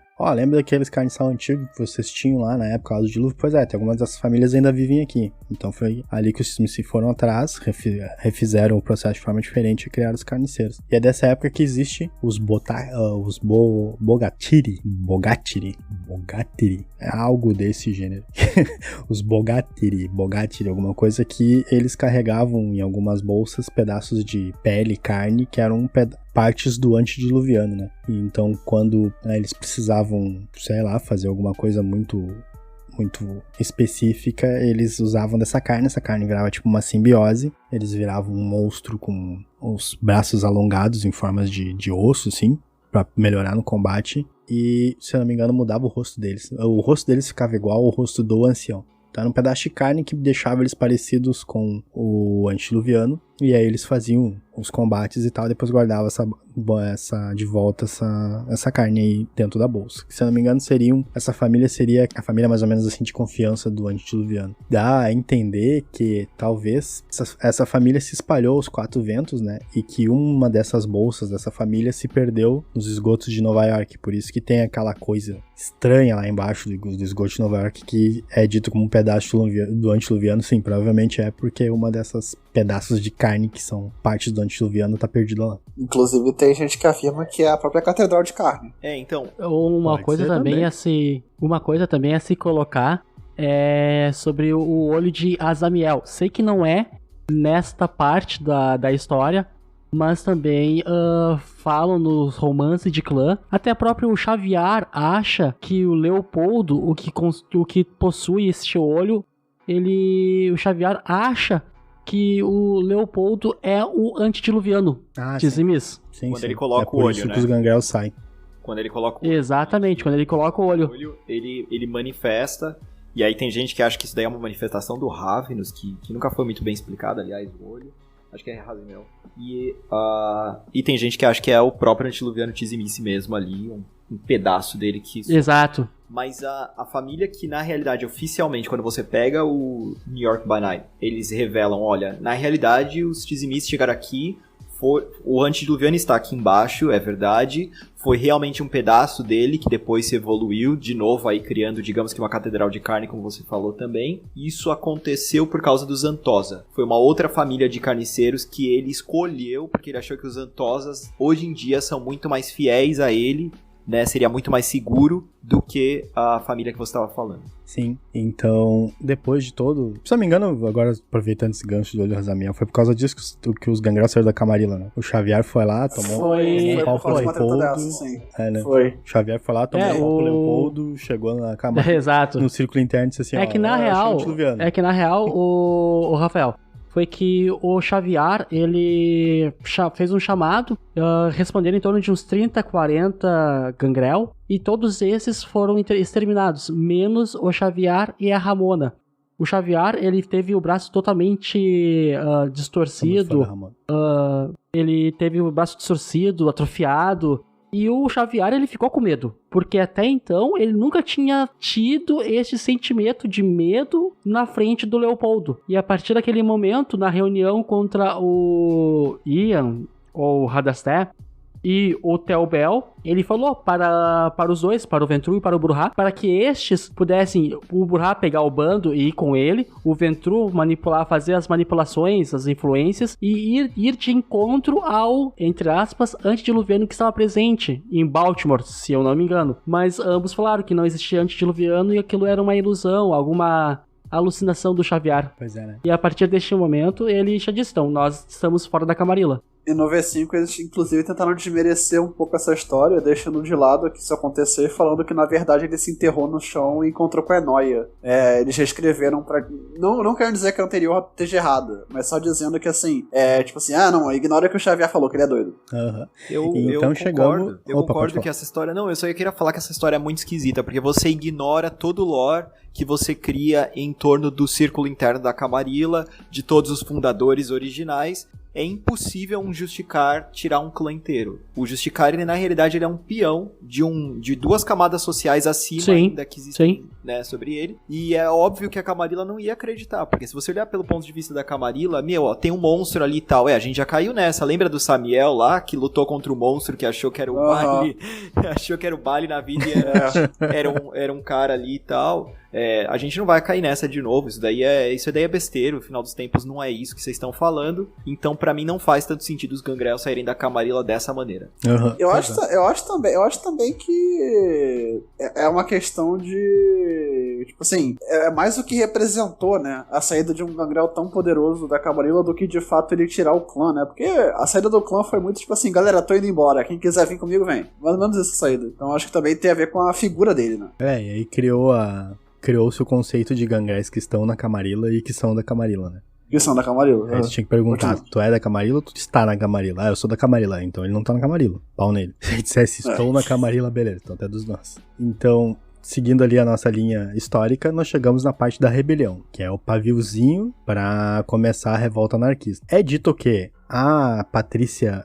não sei pronunciar o nome dela, mas deve ser Bolingbroke, que começou é dito que ela começou a revolta anarquista sob o nome de Tyler, né? Ela trocou lá, escolheu o nome de Tyler, juntou um bando de gente que tava desgostosa e foi pra cima do Radestad lá em 1395. Isso na versão aqui do X-Miss, tá? Não que tenha sido exatamente isso. Não, é verdade. E então quando começou o clã de usurpadores a aparecer lá... Clã, se chamou de clã, hein? Quem? Como? E agora a gente vai... Usurpadores, tá? Está gravado. O clã de usurpadores está gravado. A gente vai revelar pro mundo as verdadeiras origens do clã Tremere. Quem eles são de verdade. Não, é que assim, ó, os usurpadores são clã. Tremere não. Essa aqui é a diferença. E não é a alcunha? Não. Os usurpadores são clã, os Tremere não. Não é a alcunha do clã Tremere na Idade das Trevas? Não, usurpador e Tremere. Tá, então não é a alcunha dos Tremers. Dos Tremers, não é a alcunha deles. Qual é a alcunha deles na Idade das Trevas? Não é clã. Aqueles que não são clã. Tá, segue o baile aí. Segue o baile. Mesmo sabendo que tu disse que Tremere é clã. Não, Tremere nunca será, mas tudo bem. Deixa acharem que é. Não, mas vocês são clã. Depois que assinaram a carta, vocês são clã. Antes disso, não. Depois que te reconhece como clã, você vira clã. Vamos lá. Não tem o que fazer, né? Não vou lá arriscar apagar da carta da criação da Camarilla lá, os clãs fulanos assinaram, né? Que aí todo mundo que tá junto na carta deixa de ser clã. Em questão de linguagem, de figura de linguagem. Mas, eu não mexo com o Tremere porque senão minha internet vai cair. O Henrique já fez isso antes, a gente já aprendeu. É o Tremere tecnocrata. Eu só mexo com o Tremere porque eu tenho um aqui do lado aqui que 24 horas fica querendo fazer feiticinho pros outros, querendo tocar maldição nos ouvintes, essas coisas do gênero. Então eu pego no pé. Mas o que aconteceu? Quando os usurpadores chegaram lá, na parte da Transilvânia, é dito pelos Smith que eles queriam uma fatia do poder do Kupala. Então, Tremere também é tudo infernalista, né, cara? Chegaram lá, olharam ali, Discordo. Tem um demônio fodão. Discorda, mas abriram um poço Baal na tua capela, né? Mas tudo bem. Não, e o ritual de criar a capela em Seores, como é que foi? Foi super tranquilo. Vou cortar aqui meu pau, vou colocar aqui na boca, aqui na cadeira. E o Seores fala. Imagina o antediluviano do lado ali, de braço cruzado, vendo o Goratrix, o francês tosco lá, cortando, né? Nossa senhora, uma coisa linda, né? E lembra que os dois tinham um caso, então, imagina só. Tá ligado Na aquele verdade, meme É que na real, o Tremere olhou assim pro Goratrix e disse, não, se não você é inútil, não pode cortar fora. Não, na real, Se é inútil, na real, o Tremere comeu todo mundo ali, né? Comia Tá fácil. ligado? Como é fácil todo mundo ali. Tá ligado aquele meme do WhatsApp do bonequinho com as duas mãos na cara, assim, tipo, foi mais ou menos a cara que o Tremere fez, assim, chegou o Gorax, eu tenho um ritual maneiro aqui pra nós fazer uma capela. Legal, vamos lá. Aí começaram a fazer, aí do nada um cai vomitando, aí todo mundo pega uma faca, começa a picar o cara, ele deve ter feito essa cara, meu, tipo, meu Deus, o que os caras tão fazendo, meu? E eu Aí acho disse que era só pra criar a capela, eu achei que ele ia usar cimento aqui, tijolo e pá, e o cara tá fazendo Não, um mas- negócio satânico ali, meu. Eu acho que você tá comendo um pedaço importante da história do clã Tzimice, que é o Mika Vaikos. Porque é nessa hora que a gente tem um grande Doom hermético, um cara que nasceu pra ser o líder do clã, além do Tremere, que é o Mika Vaikos, que ele é o maior hermético ali do local, que ele é um lord local, ele consegue dar de peito contra os voivodes, ele consegue criar capelas que os Tremere queriam tanto tempo lá, e isso que cria o desespero no Goratrix de puta que eu pariu, quem que é esse moleque novo aí que chegou no pedaço, que tá aqui tirando todo o meu status, eu tô aqui batalhando há muito tempo, há uns 3 séculos talvez já, e esse cara que chegou do nada e tá começando a fazer tudo, eu vou fazer minha capela, e ele apressa a criação da capela, e faz aquela merda ali que todo mundo viu. Pois é, tipo, realmente tem essa parte aí que você mencionou, só que pros Tzimices, tipo, eu acho que eles não enxergam o Mika Vaikos assim como um cara tão, meu Deus, que cara legal. não enxergavam, né? Não enxergavam. Não enxergavam. Nesse momento da enxergava ele história, como tipo, morto. eles- Ele era, na realidade, quem é Mika hermético. Vaikos? Ele é um hermético, ele é um mago É. ainda. Ele não é nem um vampiro ainda, né? E aí que Ah, o deve ser Goratrix por isso. reforça o ponto. Eu Deve acho que a ser gente por tá. Porque eu acho aqui que a em gente tá- 1197, quando a gente chegou, começa a briga entre os Tzimice e os Tremere, né? Por causa ali no caso, porque eles querem ver quem vai ficar com o Sr. Kupala, quem vai conseguir alcançar ali o Sr. Kupala. E então os Tremeres nessa época fazem aliança com os Ventru, né? Pra conseguir enxotar um pouco os Tzimice. Então é nessa época aí os Tremere começam a atacar com as gárgulas e todo bonde do terror Tremere, né? Gárgula, magia, tiro, porrada e bomba. E eles conseguem... eles não vencem os Tzimice, né? Eles atrasam um pouco o avanço desses caras. Bom, aqui, ó, já estamos chegando no Vaikos.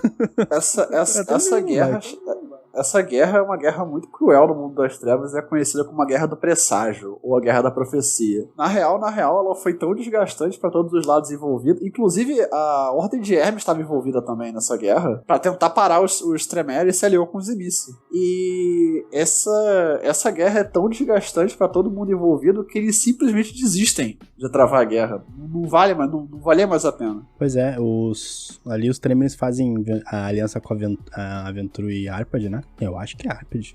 Com Arpad. A parte nova. Arpad, né?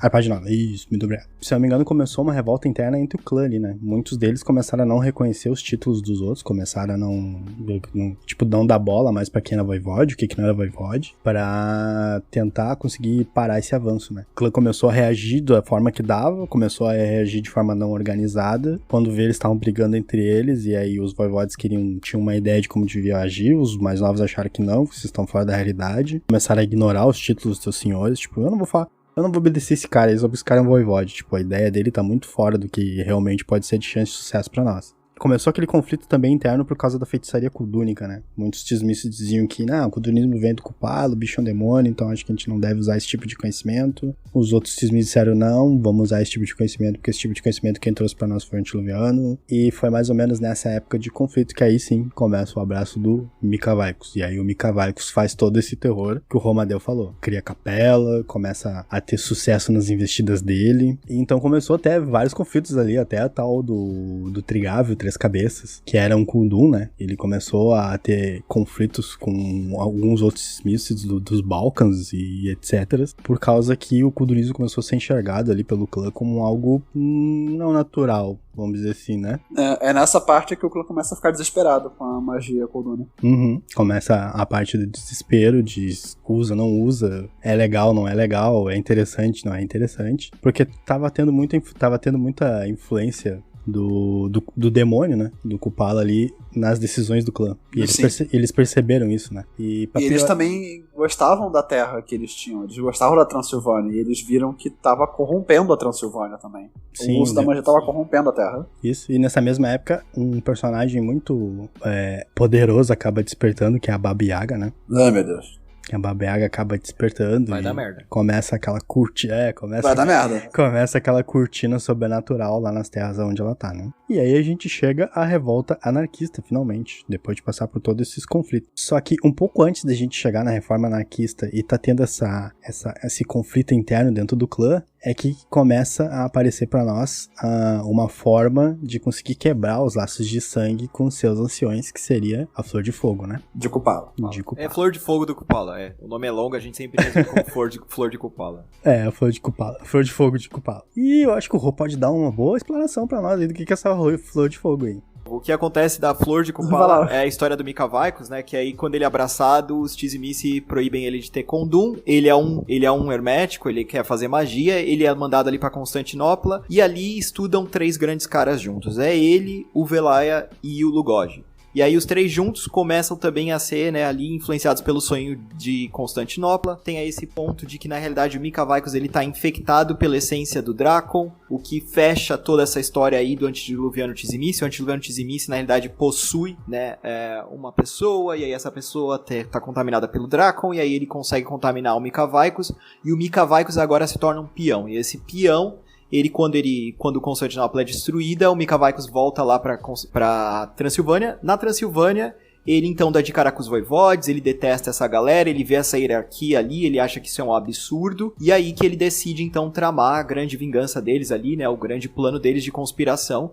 Eles conseguem encontrar aonde está a Flor de Kupala, que na realidade é o coração de Kupala. Existe a lenda onde estaria o coração de Kupala, numa caverna. Nessa caverna ali, eles conseguem esse item, eles conseguem fazer um ritual, e esse ritual é a origem do que o Sabá faz a Valderri. A Valderri do Sabá, na realidade, é um ritual infernalista. E aí, com essa Valderri em mãos agora, eles conseguem quebrar laços de sangue, eles conseguem fazer com que essa revolução vá pra frente, e aí o Mika Vaikos se torna uma peça central nessa nova fase, que vai começar agora a revolta anarquista e ir atrás do antediluviano pra finalmente destruí-lo. Mas isso fica pro quê? Pra um próximo capítulo, né? Pra um próximo capítulo. Porque a Valderri é um ritual satanista? Não só isso, mas durante a cerimônia da quebra dos vínculos com os senhores, não só a Valderri é efetuada pela primeira vez, como o ritual da dança de fogo. Também é porque eles têm que pular pela fogueira. Então, realmente dando essa ideia que a criação dos rituais que mantêm o Sabá unido são, de fato, rituais infernalistas mesmo. É dito que os autocatas ritais são simplesmente subversões, são uma forma do Sabá tirar sarro dos rituais católicos, né? E aí, com essa afirmação, o cara fica, então esses rituais são rituais satanistas e eles tiram sarro do que seria a grande fé global, que seria a fé católica. Faz sentido. Faz sentido. Faz todo sentido. E tudo isso piora se você pensar que tudo isso é parte direta do plano de Kupala. O Kupala, ele preveu a Gehenna, ele tem uma previsão da Gehenna ali, os passos da Gehenna, que são completamente diferentes do livro de Nod. O livro de Nod acredita mais ou menos que a Gehenna acontece, entre aspas, na 3ª edição de Vampira Máscara. Pro Kupala, a Gehenna começa um pouco antes de Dark Ages, e esse é o passo número 3 da Gehenna já. E ela dura muito mais do que ser daquela velocidade super rápida que acontece na 3ª edição. Muito mais. Estão dizendo que os Clã Tremere é o coraçãozinho do Mark e Rei Hagan, eu acho que é os Balin. Sim, a Diablerie do Salote é o primeiro passo. A Diablerie do Salote é quando a Gehenna de fato começa. O Gehenna, né? Eu falo Gehenna, desculpa pela pronúncia errada, é Gehenna. Mas nós também falamos Gehenna. A Gehenna começa diretamente quando o Salote é diablerizado, e isso só pode acontecer porque existe Tremere, e o clã Tremere tem sangue Tzimisce. A diablerização do Salote e o aparecimento dos usurpadores, né, são o primeiro sinal de Gehenna. Assim. Tudo usurpador. E eu gostaria de saber do Rô Amadeu o que ele achou. E claro, né, se possível fazer aquele jabá seu aí. O Yuri também gostaria de saber o que Não, ninguém quer saber o que um Capadócios quer, a opinião de um Capadócios. Você tá falando. Você tá com muita moral pra um cara que é descendente de Zimice. É, baixo clã, sai pra lá. Mas fala aí, Romadeu, o que tu achou sobre gravar conosco aí? O que tu achou dessa galera? Como diz a vinheta da Globo, aquela galerinha do barulho. Nossa, adorei, cara. É minha paixão falar pelo jogo e é mais legal ainda com vocês entendem pra caramba, vocês respeitam a opinião. Eu gostei pra caramba de gravar, vou aparecer aí se puder nos próximos episódios, tô louco aqui pra continuar nessa saga, porque é realmente interessante. Brigadão pelo convite, brigadão por me aceitarem. Valeu também pela paciência, capaz? Né, por todos os problemas técnicos que eu tive no começo, a galera não vai saber, mas eu levei quase uma hora aqui pra acertar esse negócio.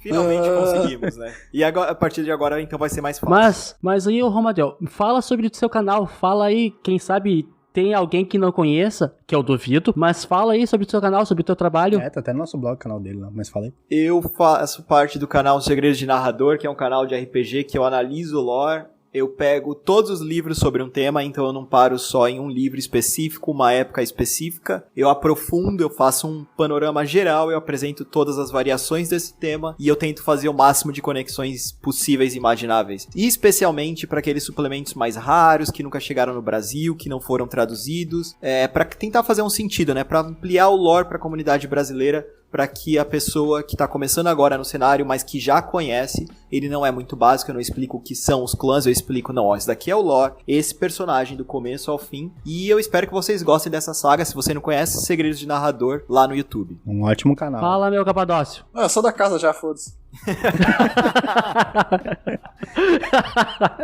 Então tá, um pequeno recado aqui pra galera. Nós estamos gravando, tá, no final de março, e é super importante que as pessoas respeitem as normas da saúde, do Ministério da Saúde. Fiquem em casa. Esse problema de coronavírus, ele é importante respeitar, porque tem pessoas de risco que podem sofrer muito com este problema. É aconselhável que fiquem em casa, se possível, respeitem as recomendações do Ministério da Saúde, de todos os profissionais da área da saúde, e, muito importante, não espalhem fake news, tá? Não espalhem fake news, porque isso só gera desinformação e não é bacana isso. Era isso o recado? Era esse o recado. Tá bom, então vamos ao que vem de praxe. Isso, fiquem em casa e assistam, ou escutem o Vale das Trevas e assistam os Segredos do Narrador. Então vamos aos recados de praxe. Sigam-nos nas nossas redes sociais. Instagram, @Vale das Trevas, Twitter, @Vale das Trevas e Facebook, você vai achar nossa página como Vale das Trevas. Nosso blog você pode encontrar no endereço www.valedastrevas.com.br e não esqueçam de chegar lá no canal do Romadeu, Segredos do Narrador. Toda terça-feira tem lore.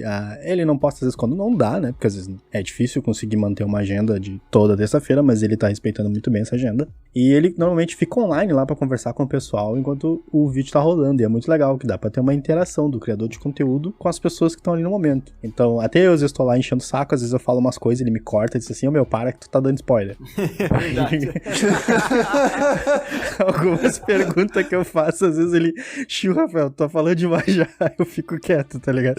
Mas é legal essa interação de, né, tá participando lá, no momento, ao vivo lá, com o conhecimento que ele tá trazendo pra gente sobre essa grande comunidade que agora tá cada vez mais crescendo e futuramente vai crescer cada vez mais. Então, o Capadócio ali agora começou a escrever pra nós algumas matérias, é muito legal. Então, pro pessoal que tá acompanhando o blog, vai lá, comenta nas matérias do Capadócio, vê que digam pra eles se estão gostando, se não estão gostando, sobre qual novo assunto vocês querem ouvir. Vocês podem deixar um recado lá no blog que ele vai ler, se não ler, eu leio e eu aviso pra ele. Que é Capadócio, né, meu? Ele só tem tinta, pergaminho e uma escrivaninha, ou ele tá amarrado pra escrever. Mas aí os primeiros primeiros artigos que eu tô escrevendo... Posso dar um spoiler sobre um dos nossos projetos? Claro. Um dos nossos planos? Claro. Eu quero ouvir.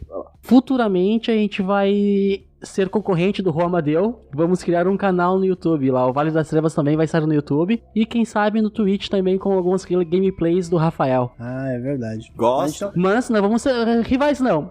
Vamos ser aliados. Colegas de Exatamente. trabalho. Não, por favor. É na ficha. Fica junto. É na ficha. Não rivais. Aliados na ficha. Aliados na ficha, aliados contatos, Aliados uma bolinha, na tá ficha. ligado?